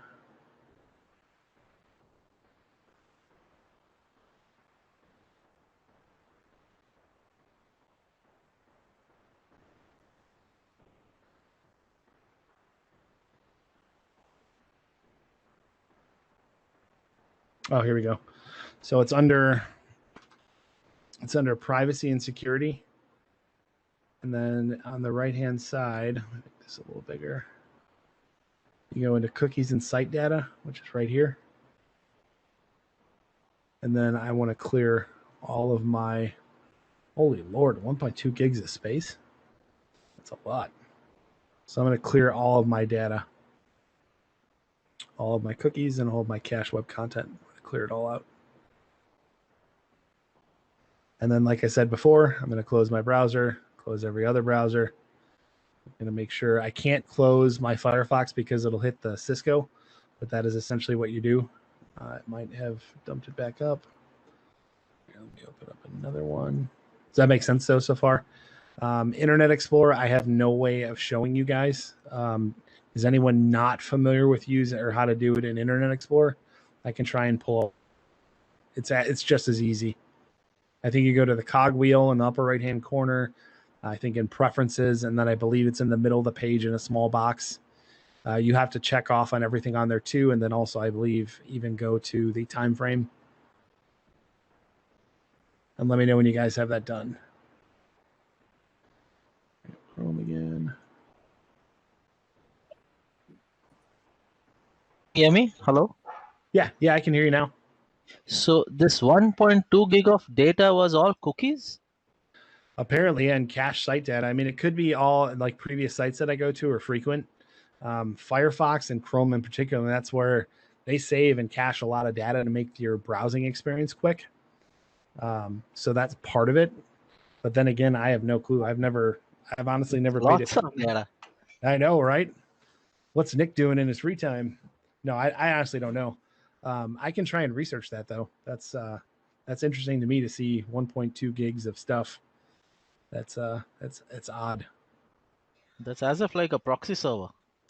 Yeah, I know. I have a suspicion it's probably to save on usable memory. I know with Chrome, and that's actually one of the reasons I stopped using Chrome, is because it would cache so much of the stuff inside of your memory on your PC, especially if you don't shut your PC down all that much. Like on my work computer, I almost never, like I restart like once a week, if that.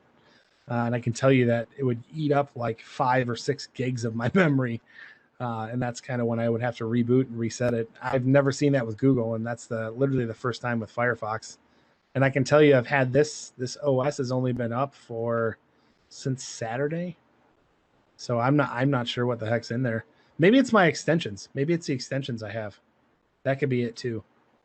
But I don't know. I'll find out. That's a good one to point out. But has everyone gone through that, closed the browser, reopened it? So I'm going to go back into incognito. So I'm going to bring up another incognito window.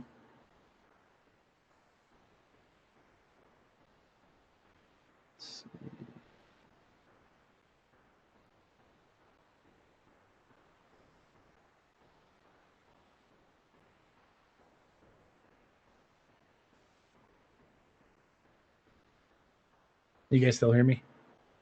Looks like my page timed out. Yes, we can still hear you. It is currently thinking.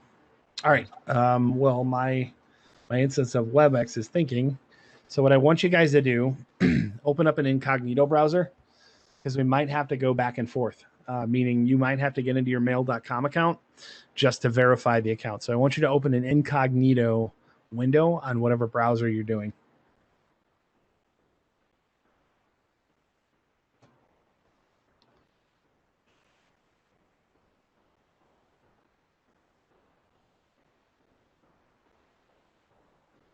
I'm going to assume by now you probably did that. And now what I want you guys to do is go to facebook.com. Oh man, this is really frozen. What the heck is going on with this?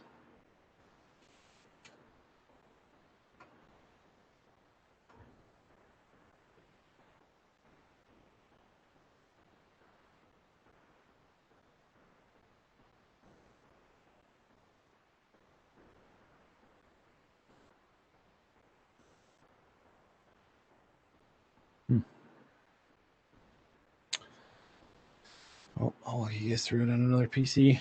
I apologize. I don't know why this thing's frozen. I didn't like the. Excuse me. So do browsers keep their sessions separately most of the time? What do you mean by sessions? So like if you use Chrome, Brave, or whatever browser you're using, like do they keep the session that you have open with them like you can't necessarily share, No, so I understand what you're saying. So if you're saying if you use Firefox and you decide to go to Chrome, is that shared between Chrome and Firefox? No, because the install path is totally different between the two. It would only reference, the stuff that's inside of wherever it's installed. So it has to call from a home directory. And I can tell you that, with Firefox and Chrome being direct competitors, they would not do that. There's a couple exceptions. For example, if you bring up Chrome, they have some plugins that will actually go out to your other.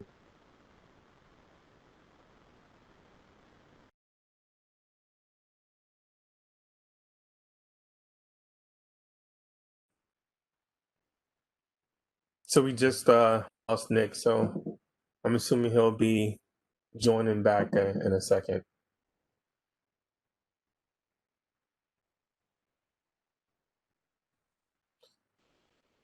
So while he's reconnecting, are there any other questions?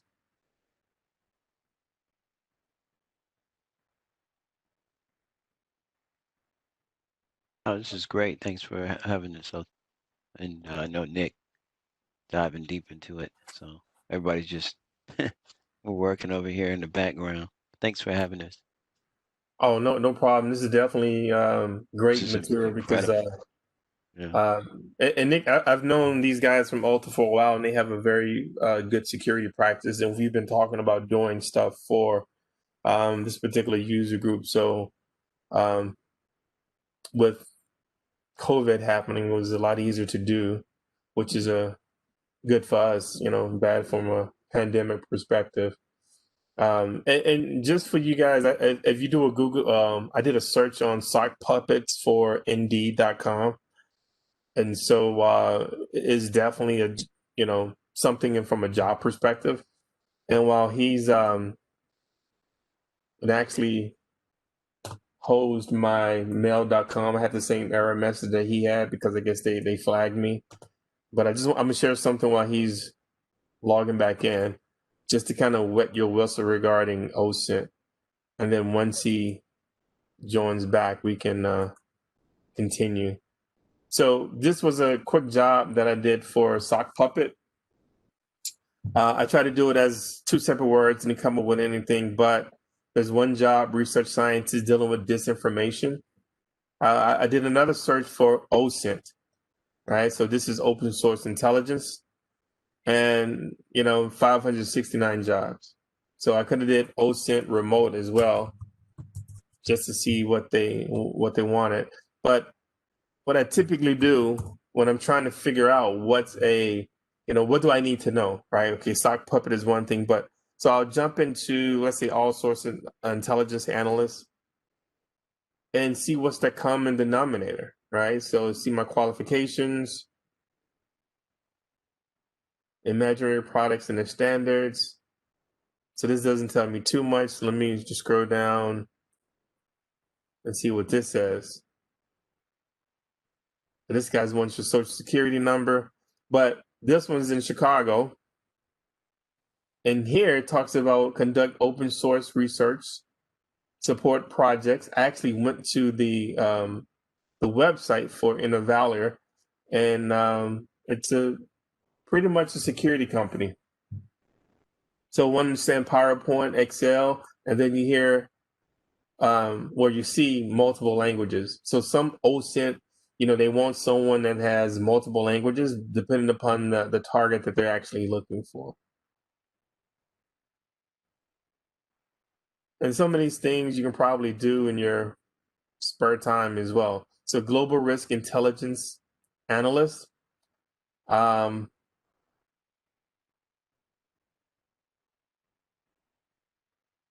So here's one, lead cyber threat intelligence analyst. And this is from Nike, right? Because I know somebody who just became the global threat director over there. So doesn't give a lot of information on what they want. Well, take that back. Here's to read more. 2 years of experience, 1 year's information security. So doesn't give too much detailed information, but typically I'll just kind of go through and see what's the common denominator. 1 to 2 years, subject matter expert includes understanding. So PAI, publicly identifiable information. I don't know what the SM stands for.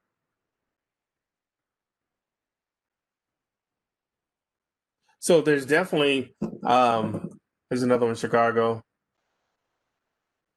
Experience the full spectrum of OSINT work. Tradecraft working with Department of Defense, blah, blah, blah, blah. Threat assessment analyst. So there's definitely jobs out there for OSINT, right? 569 jobs. And like you said, you're basically, when Nick was describing the amount of intelligence that they were looking for that particular ORC for the retail, cybercrime or whatnot, the companies need that. They may not know they need that, but from a dollar amount, branding, as far as how does it hurt that particular brand, how much theft it is, because remember, depending upon what report you read, this is a $6 trillion industry, cybercrime, right? So people are making their money some kind of way. And these are the things that you need to think about, where if you are an entrepreneur and you can say, you know what, I just want to create a job. Let me just do an OSINT report on Walgreens or Walmart or something, right? And let me show them what the bad guys are actually doing or saying about their organization, and just pay me $1,500 because I just did a report for you, right? Or, get a retainer, a contract, and do something every quarter or something. So those are the things that are opportunities that you need to think about as far as how do I monetize the information that I am learning, or how do I take advantage of that and bring it back to my organization? That way you use what you're actually using. So I think I just saw Nick join back. He's joining back, hasn't joined in all the audio yet. Okay. So this is the benefit of what we're showing you guys, because we definitely want to make sure that when we show you guys certain things that you can add it into your utility belt. Okay. And just to show you one more nugget, and I've shown you guys this before, or some of you guys, the new guys, well, how do you put this on your resume? right? So this is one way to do it. So this is kind of a template that, we use from a work experience, open source intelligence threat researcher, or OSINT. And you just say you're an independent contractor, right? And if you start tagging along with some of the nonprofit organizations like Secure Safe, I think that was the name that Nick alluded to last week, you just put this on there, right? Hey, Nick, we saw that you're back. Hey, sorry guys. So I will. I can tell you right now, I will never allow this to happen again. I enough. You guys kind of sitting through my AV stuff. I definitely did try and test this stuff before going through, and it did work before. Something's throwing up again with that NVIDIA driver. I highly apologize. I don't like to do that during meetings like this. Oh, don't worry about it. It has happened to all of us at one point. You got to make a sacrifice to the demo gods, man. Yeah. So well, I think all this tells me is that when I do demos, I'm going to have a dual boot. I'm going to have to, unfortunately, struggle bus back to Windows. But that's not such a big deal just to do the demos. I don't care. But yeah, I'm going to keep going, and then I'll hop back in.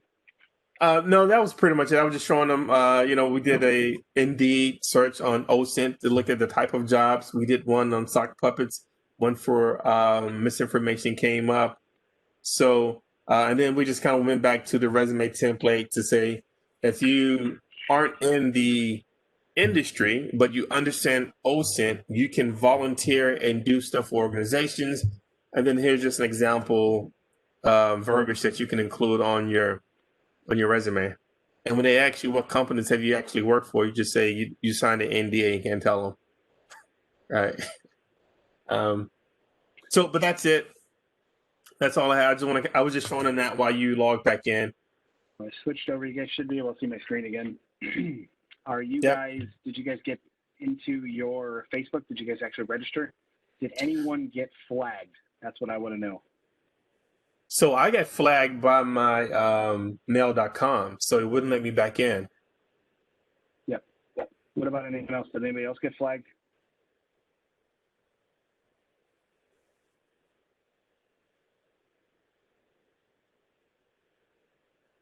Oh, I didn't get flagged. I'm okay. So this is where it's hit or miss. I have not found, and this is to that point of the presentation gods. Every single time I've given this instruction on how to make a simple sock puppet, I've never been flagged. This is literally the very first time on camera I've ever been flagged with not being able to get a sock puppet put in. Like with that mail account, I got instantaneously flagged. So here, let me try my, let's see if I get flagged. I'm going to get flagged on this awful name, Candy Clean.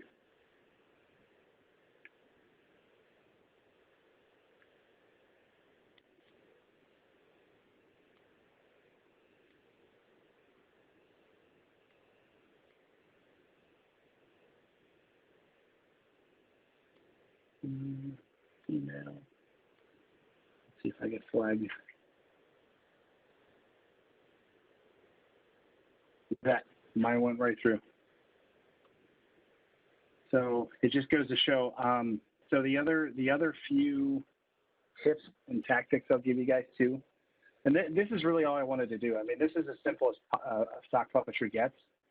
And I'll open this up too. If you guys want to get more advanced, I can show you guys how to bypass some of the stuff. But what I'll tell you is if you guys got flagged tonight or you guys got stopped, try it again in a couple days. So however Facebook does their flagging, and I can't speak for how they do it, they have a very, very unique algorithm on how they determine if a user account is an actual user or if it's a robot or someone that's not trying or that's trying to do something malicious. I haven't found a really great, or I should say perfect foolproof way to always generate an account. But I can tell you, so let's talk about, I want to go back to the beginning. I know we're way over in time, so I didn't realize what time it was. You guys should have yelled at me.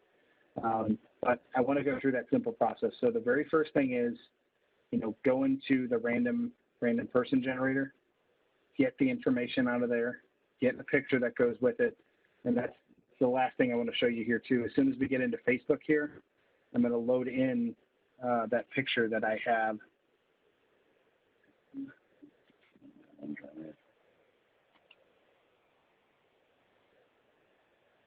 Did everybody get in that got in? Did you guys, were you guys able to upload your photo?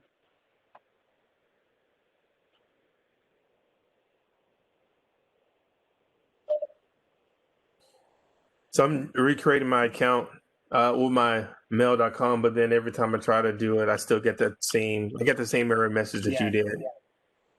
Yeah, you're going to get that. If they flag you like that, you'll go under a process review, and there's not every outcome I've gotten from that is to further verify your information. When I've gotten to that point, Otha, I have never been successful in getting the account back, to be really honest. And like I said, it's going to happen. It's absolutely, if you look at grading 10 accounts, you can absolutely assume in those 10 accounts that you have, at least I would probably say 1 or 2 is going to be flagged for that, for sure, without question.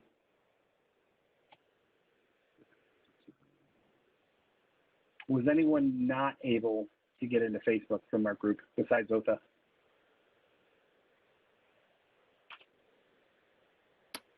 Yeah, I couldn't get in. Awesome. That's awesome. Okay.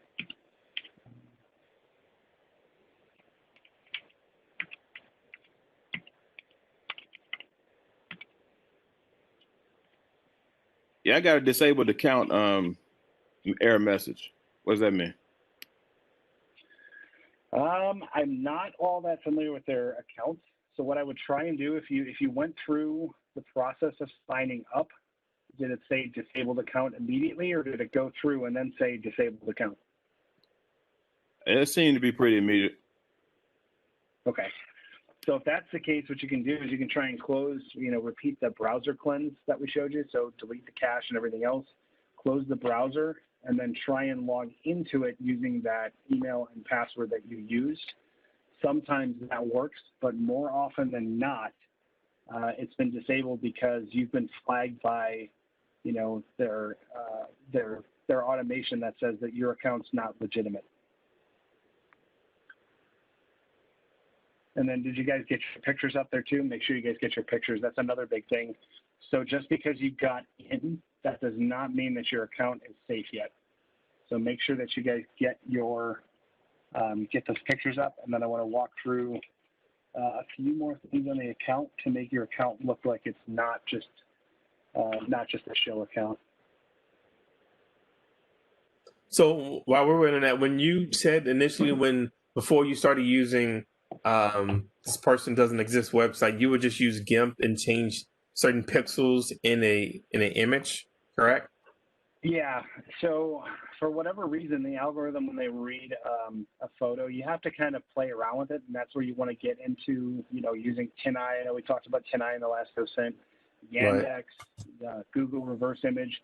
Google Reverse Image, actually, I actually like using that one too.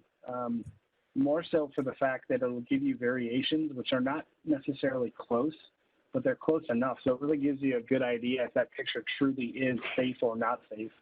But yes, I mean, I would absolutely, if you're going to really start and do that, I can tell you that I am absolutely not an expert in GIMP or Adobe. I fumbled through it with some tutorials on YouTube, and simply I repeated the process enough to where I'm comfortable repeating the process. I haven't done it in a while because I've relied off of that, that one site that I showed you guys before of this person does not exist.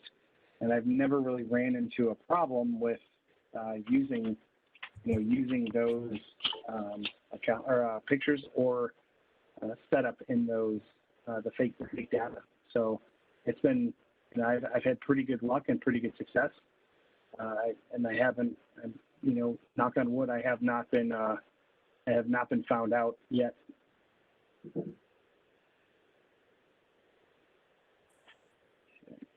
Should be uploading the photo. Yeah.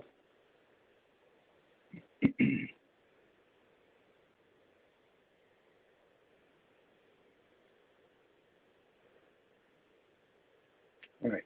So first things first, sign in here.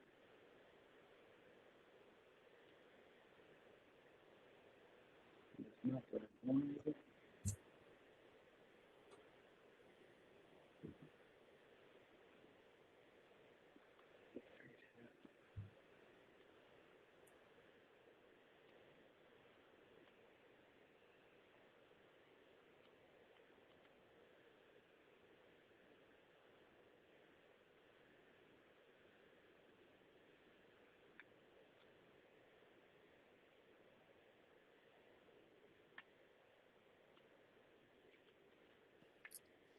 So what can you do if Facebook wants to verify you by a phone number?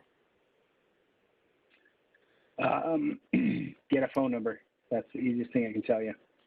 So you can, my favorite phone use of choice is Mint Mobile. What the hell? Invalid. Should not be invalid.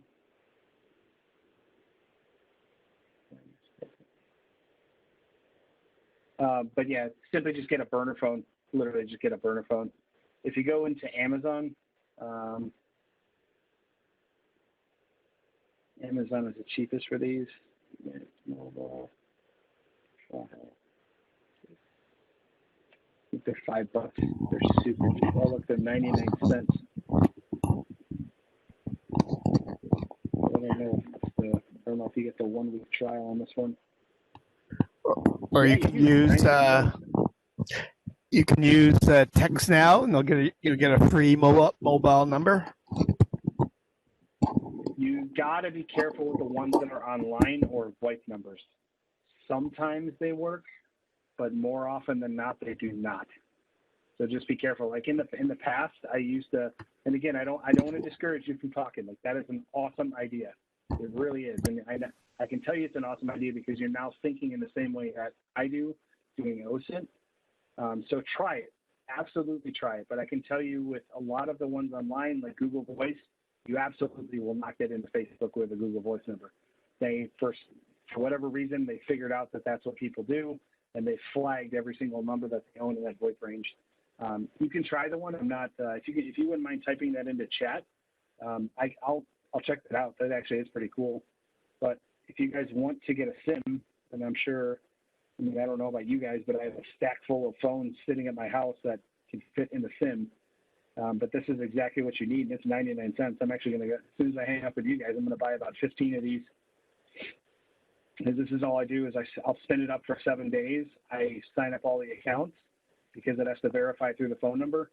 And then I will really just burn the phone number. I don't care about it after that. Other than I will make a note in here and say, this is what the phone number is, and then move on with my life.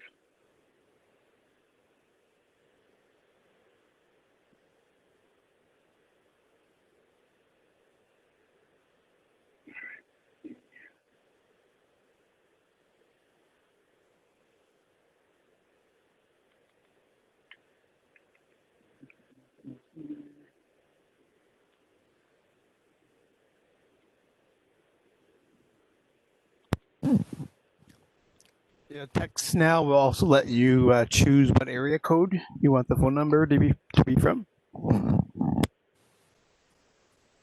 That's pretty cool. I've not heard of that one, actually. There we go. I just typed something wrong. That's pretty cool. Thanks for that, man. I've not heard of that one. Mm-hmm. The other alternative, too, I think it's called Shark Lasers. You can use this as your backup because these are legitimate emails or Gorilla Mail.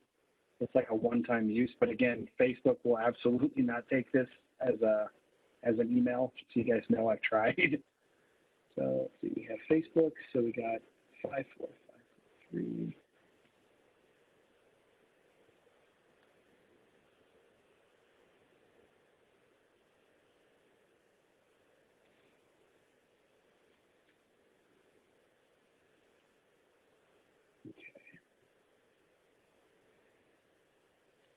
Good, we've confirmed we are now a real person.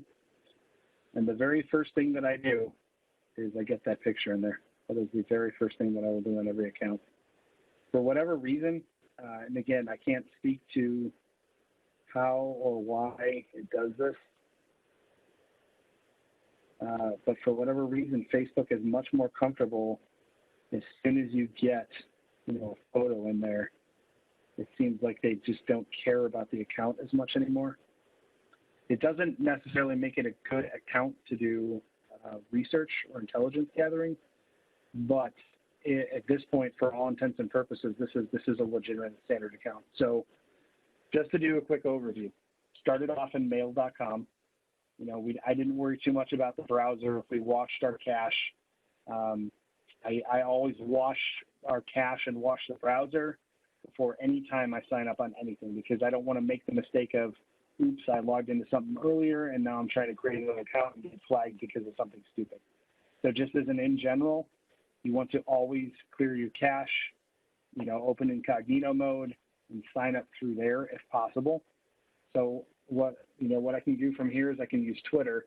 But you guys remember when I said Facebook is in itself its own identity and access management? So guess what I can do now with this account? I don't have to technically sign up anywhere else that allows a Facebook username and password to be passed from my browser to there to sign up.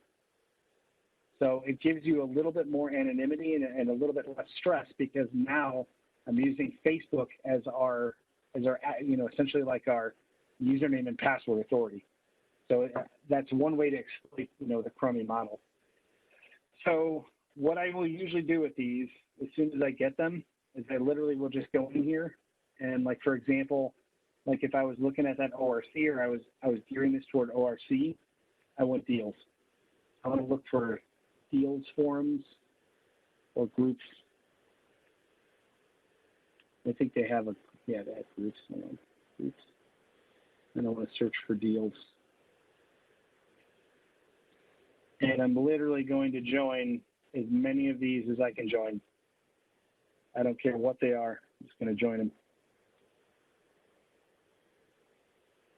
I don't know, Facebook app.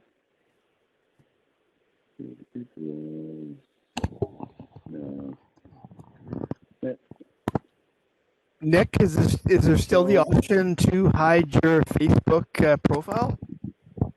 Yeah, of course. I mean, this is a real Facebook account. There's no difference on this account. But what I'm doing right now is I'm adding activity to my homepage. The other good one to do too is anything current topic like politics. It's another good one.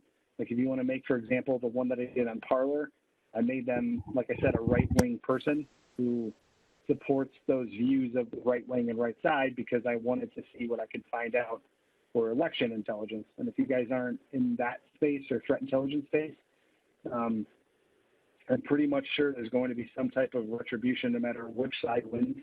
And I'm trying to get a handle on the groups that I think are going to be the problems on the right side and the left side. So, the left side, I could have put myself as more of like Antifa or anti-fascist. And then the right side, it could have been like an NRA or a gun owner or something like that. So you can tailor your groups. The ones that I'll tell you are pretty safe, like deal groups, anything to do with pets, for whatever reason, and no joke, and this is probably the next thing I'm going to do to this one, is I'm going to find, a super cute picture of a cat or a puppy, and I'm going to modify it. You can actually do that in online. They have a few online photo editors too, if you're not familiar with GIMP or Adobe or don't have, the funding for Adobe. My work pays for Adobe. It's the only reason I have it. I refuse to pay, I think it's like $500 or $1,000. It's super expensive. But you can use the one that are online too. But pets, for whatever reason, I don't know, they seem to make a connection even with threat actors. Like it's like Achilles heel. Like if you have a really cool cat pic or, a cat meme or a dog meme or whatever else, it seems to really put the hatches down. Like people ignore your site or, your Facebook. So to the gentleman's question before is, can we still do that privacy stuff? Absolutely. So if you wanted to go through here, you can do everything else on here. It's a fully open account. So if you want to do security.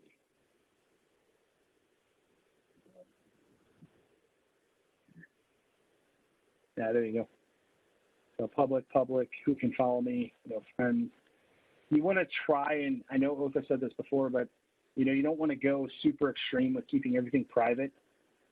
Obviously, you want your shill accounts to get friends. I can tell you it's absolutely hilarious when people try and follow.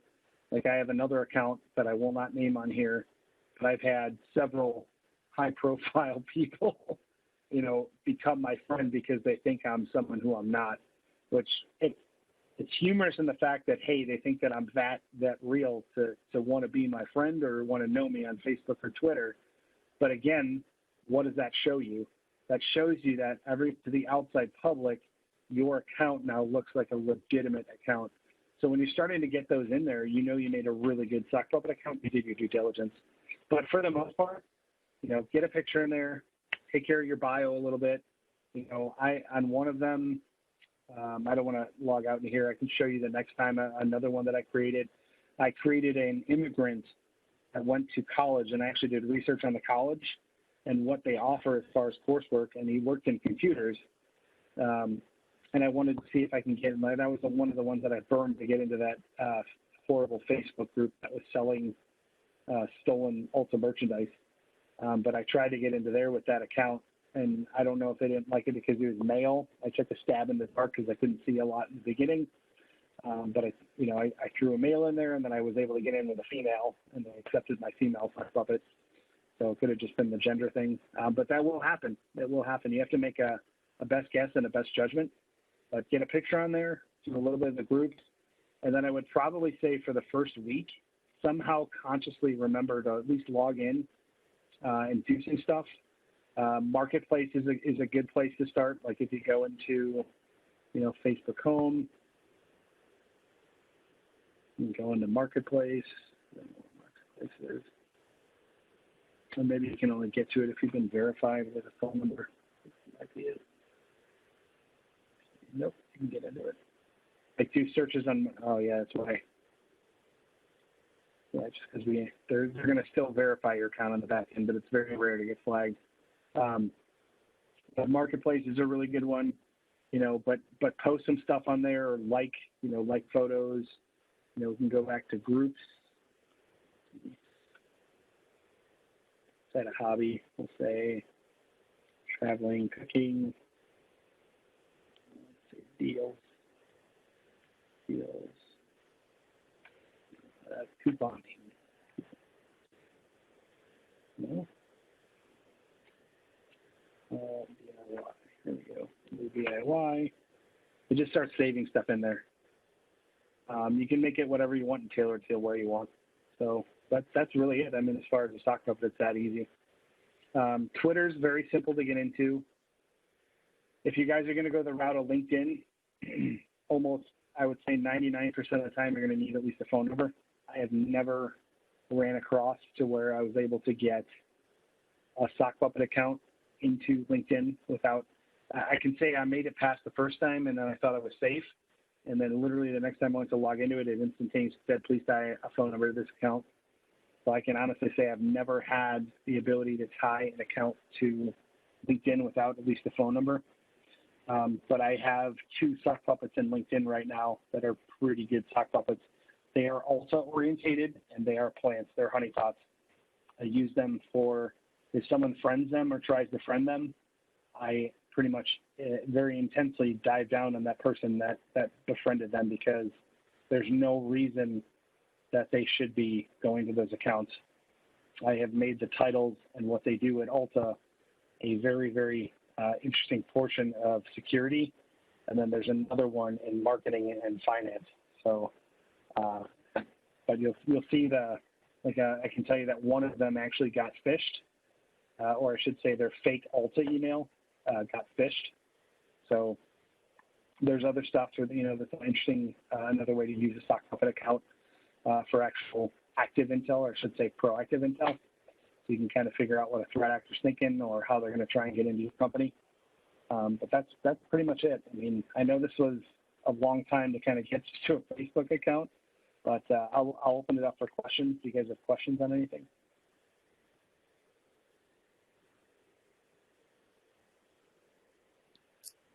So what do you do if you need to update your profile, like your profile picture? You just use GIMP to do that at that point, or what was suggestion about that? Yeah, you can. I mean, otherwise, what I do is I usually after the one photo. I mean, think about this.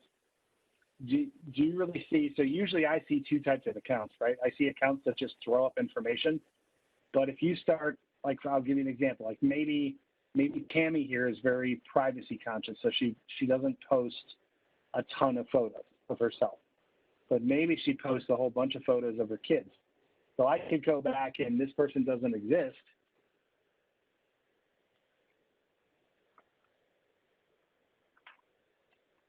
And I can grab a couple photos of kids. Or my husband, right? Let's see if I can get a kid here. If I get a kid now, I'd be angry because that's all I got for like 15 times. There we go. There's one kid. So let's download this gentleman. So we can take his image, save it. I can go to online photo text editor, text to a photo. So I'm going to sign into deal with that. Here we go. And again, I'm just doing a super quick down and dirty. Like I'm not spending any time to really think about an intelligent approach to this. So I'm going to put add text, and I'll put Brad's first day at school. And I'll put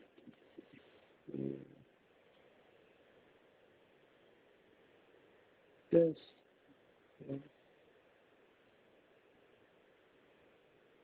And because I am a horrible person, I'm going to use some Comic Sans. Comic Sans is always used.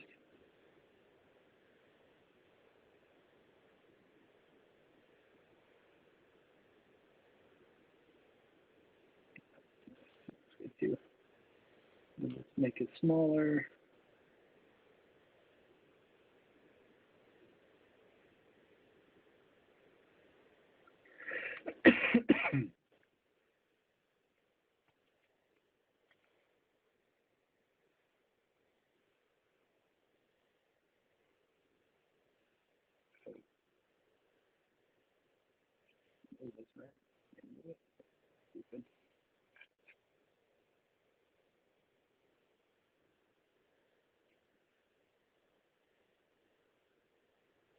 Well, I don't know what just happened.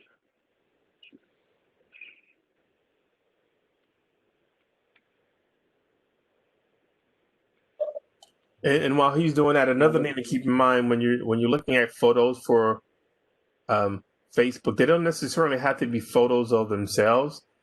They can be photos of, I got a friend and his Facebook page and is just Pittsburgh Steelers, right? Anything Pittsburgh Steelers in his Facebook page, right? Because he's a huge fan. So it still looks actively used, but it's Pittsburgh Steelers, right? So it doesn't necessarily have to be a picture of that person. Think about when you're creating a sock puppet that, some people have a cousin and they do places that they visit, right? And they're not even in the picture, but you can tell that they're taking the picture, right? So think of how, being creative, that you don't necessarily have to have, Thanksgiving dinner photos and things of that nature, right? You can just kind of keep it simple and sane.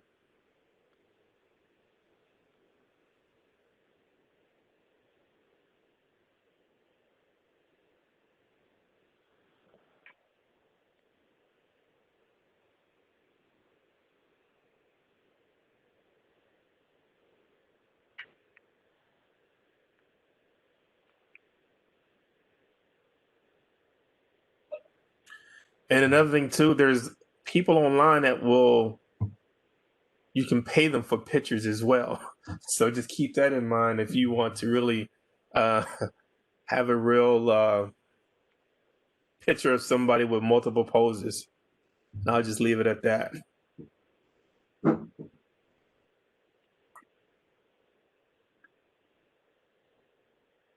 So now I did one of these that is completely a backstopped account. So this is a pretty good sock puppet account to start off with. I mean, I would eventually go through and fill out all the intro. But here's the other thing I'll tell you too. The more or less that you spend on these accounts, the either better or less worthy they're going to become. I have never had a sock puppet account that I have not at least spent a half an hour or an hour of my time invested that was worth any salt. So if you don't spend time to actually put stuff or put a little bit of work into your sock puppet accounts too, they're going to get flagged eventually, and you're just going to have to repeat it. So I would also caution you guys to spend more time up front to really get some better stuff in here and spend more time, and then use the accounts as you see fit after that. That's pretty much it. I mean, I know we're way over in time. It's not a hard concept. It's pretty simple. What I'd like to do for you, because I failed miserably with that OneNote, is I'll type out again what I had typed out for earlier, and then I'll send it through OTHA so you guys actually have quote unquote directions. Again, I apologize for the presentation stuff. I mean, and I have thick skin. If you guys think that this stunk or was awful, would you guys want to go through a little bit more and see like Twitter, LinkedIn, that kind of thing? And we don't have to do it now. I know we're pretty late already, but is that something you guys would want to see as well? I think so. Just the kind of the continuation of it, and even from last week, I had tons of people asking me, post a video, and I can tell this is going to be another one that everyone's going to go ahead and post a video. So if you want to do a part 2 where we're talking about Twitter and LinkedIn and do some more of the advanced stuff, I think that'd be great. Yeah. So Yeah, man. Let's Thanks. do this for. Oh yeah, for sure. So let's do this for next time, because I think I'll say I'm a very technical person, but I can tell you what took me a long time to understand is human interaction, because I personally don't use social media all that much. I've gotten more into it because I'm in it using sock puppets, but I've also found something that is quite interesting too. So if you, and I don't know how the age of this group or anyone else, but I've also found sites or topics that make accounts a lot more pliable, and those go with gaming. I have started to switch to using Twitch and to posting Twitch posts in both Twitter and Facebook. And I can tell you that I've had people follow me because of some of the posts that I've made on, oh, look at this awesome kill, or, this is my best sim, or whatever else. But for whatever else, think outside the box. That's the biggest thing I want to tell you guys. You guys can make 1 million sock puppet accounts, and all of them will get torpedoed or rocketed out at some point. But when you start really thinking outside the box and looking at this as an actual human, like what would this person do? What would your persona do? That's when you start to get really good sock puppet accounts. And the last thing I want to end it off, and if you lose your account, don't beat yourself up. I can't even tell you at this point how many I've lost. I had to have created, I'm at least in the 50s or 70s, somewhere in between there, like for as many of the accounts as I've created.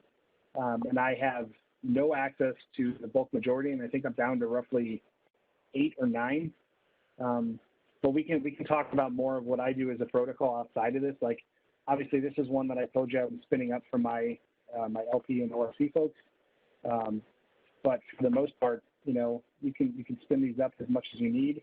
But I would say think outside the box. Bring some of the stuff in your life that you like too, because you'll see that whatever you react to or you emote on, bring it into here.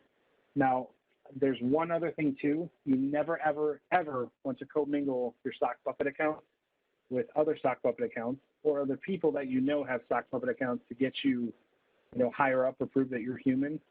You also do not want to search or use the sock puppet accounts or attach them to your real accounts, which hopefully I don't, kind of goes without saying, but I wanted to say it before I kind of ended things for tonight. But don't tie anything into these accounts that can be tracked back to you. And don't poke the bear. I've talked a little bit about that from the dark web stuff. Never poke the bear. If you're starting to get offensive, or you want to learn how to become offensive, ping me or DM me or shoot me an email.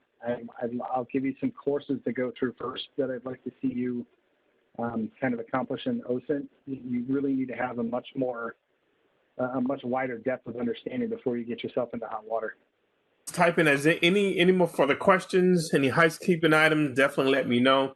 I will try to have this video edited and stuff, and you can see with the last one I blurred out a lot of things, so you guys definitely get it because you showed up. You definitely get a better value than what I actually post, because I will blur out stuff and delete stuff as well, just to keep some things private for Nick, since he's used some of these accounts for his work. Honestly, man, if you end up burning them, it's not a big deal.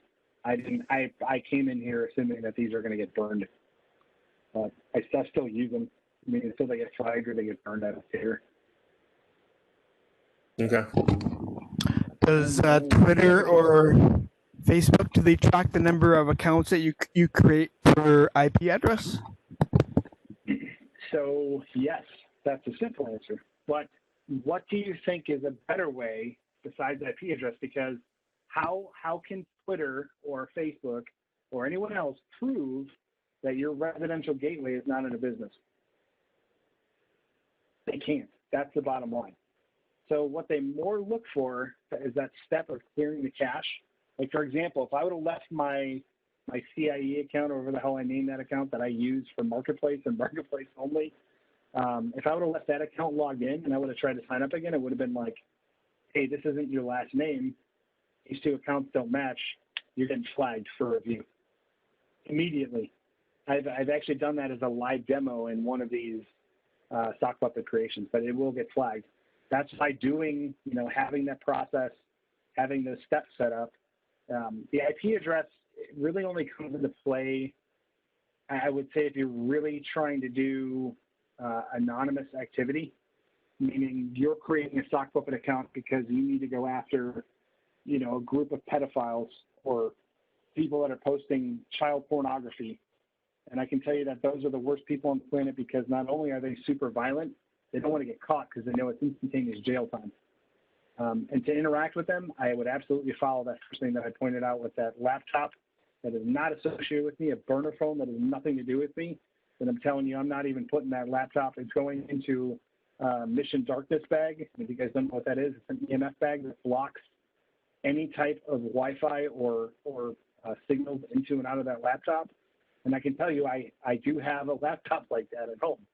I have two laptops that I bought off of Craigslist that I've never even wiped. I literally just put another account in. I cleaned off the user profile and I scrubbed stuff out of there, like I've uninstalled programs for the previous user, but it has nothing to do with me at all. And I have no clue what's even really on those other than the fact of using internet.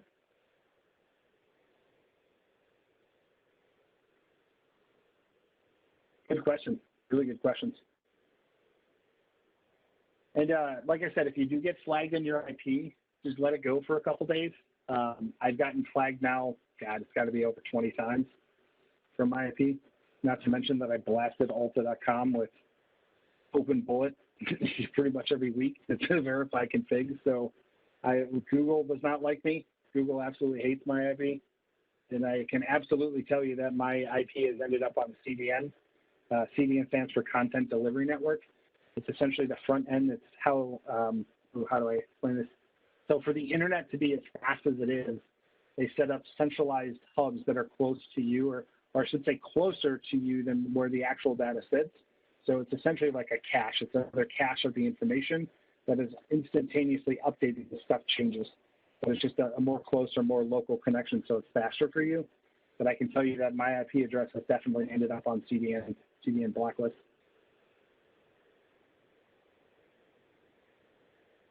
What else? Anything else? These are really good questions, guys. These are awesome questions.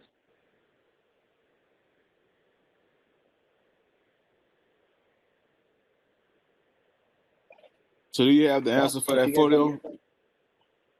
Oh yeah. I know Ernest went through. Ernest nailed it. So the answer was, let me pull it out specifically because I did not keep the answer. That photo was actually a joke. If you remember that gentleman I was talking about, the director who has a really good sense of humor. it was actually a joke toward him because he, I used to give him some flack because he was always on vacation, but not really. Like he would go to, he would take a bunch of time off. So the answer was District Commons, Washington, D.C. And I think specifically it was 2200. Let me get the exact.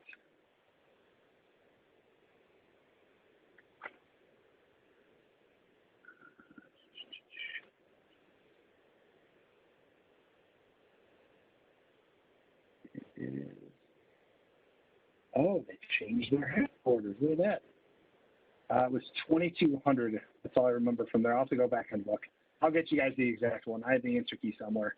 It's just not on this PC, but I'll get that for you. But good job, Ernest, man. So what I did on that photo, it was flipped. It was flipped 90 degrees, I think, to the right or to the left. And then I believe I changed pixels, and I think I colorized it. And then I had embedded in RHISAC phrase that we use in our Dartboard working group. But yeah, good job. It should have come up. I think the easiest way to find that picture, if you look in the EXIF data, I believe I left something in the EXIF data, and then I can't remember if I embedded data in the photo itself. I have to go back and look. But I know I changed the EXIF data. The EXIF data, I think, was the key. That was literally what I wanted you guys to look at.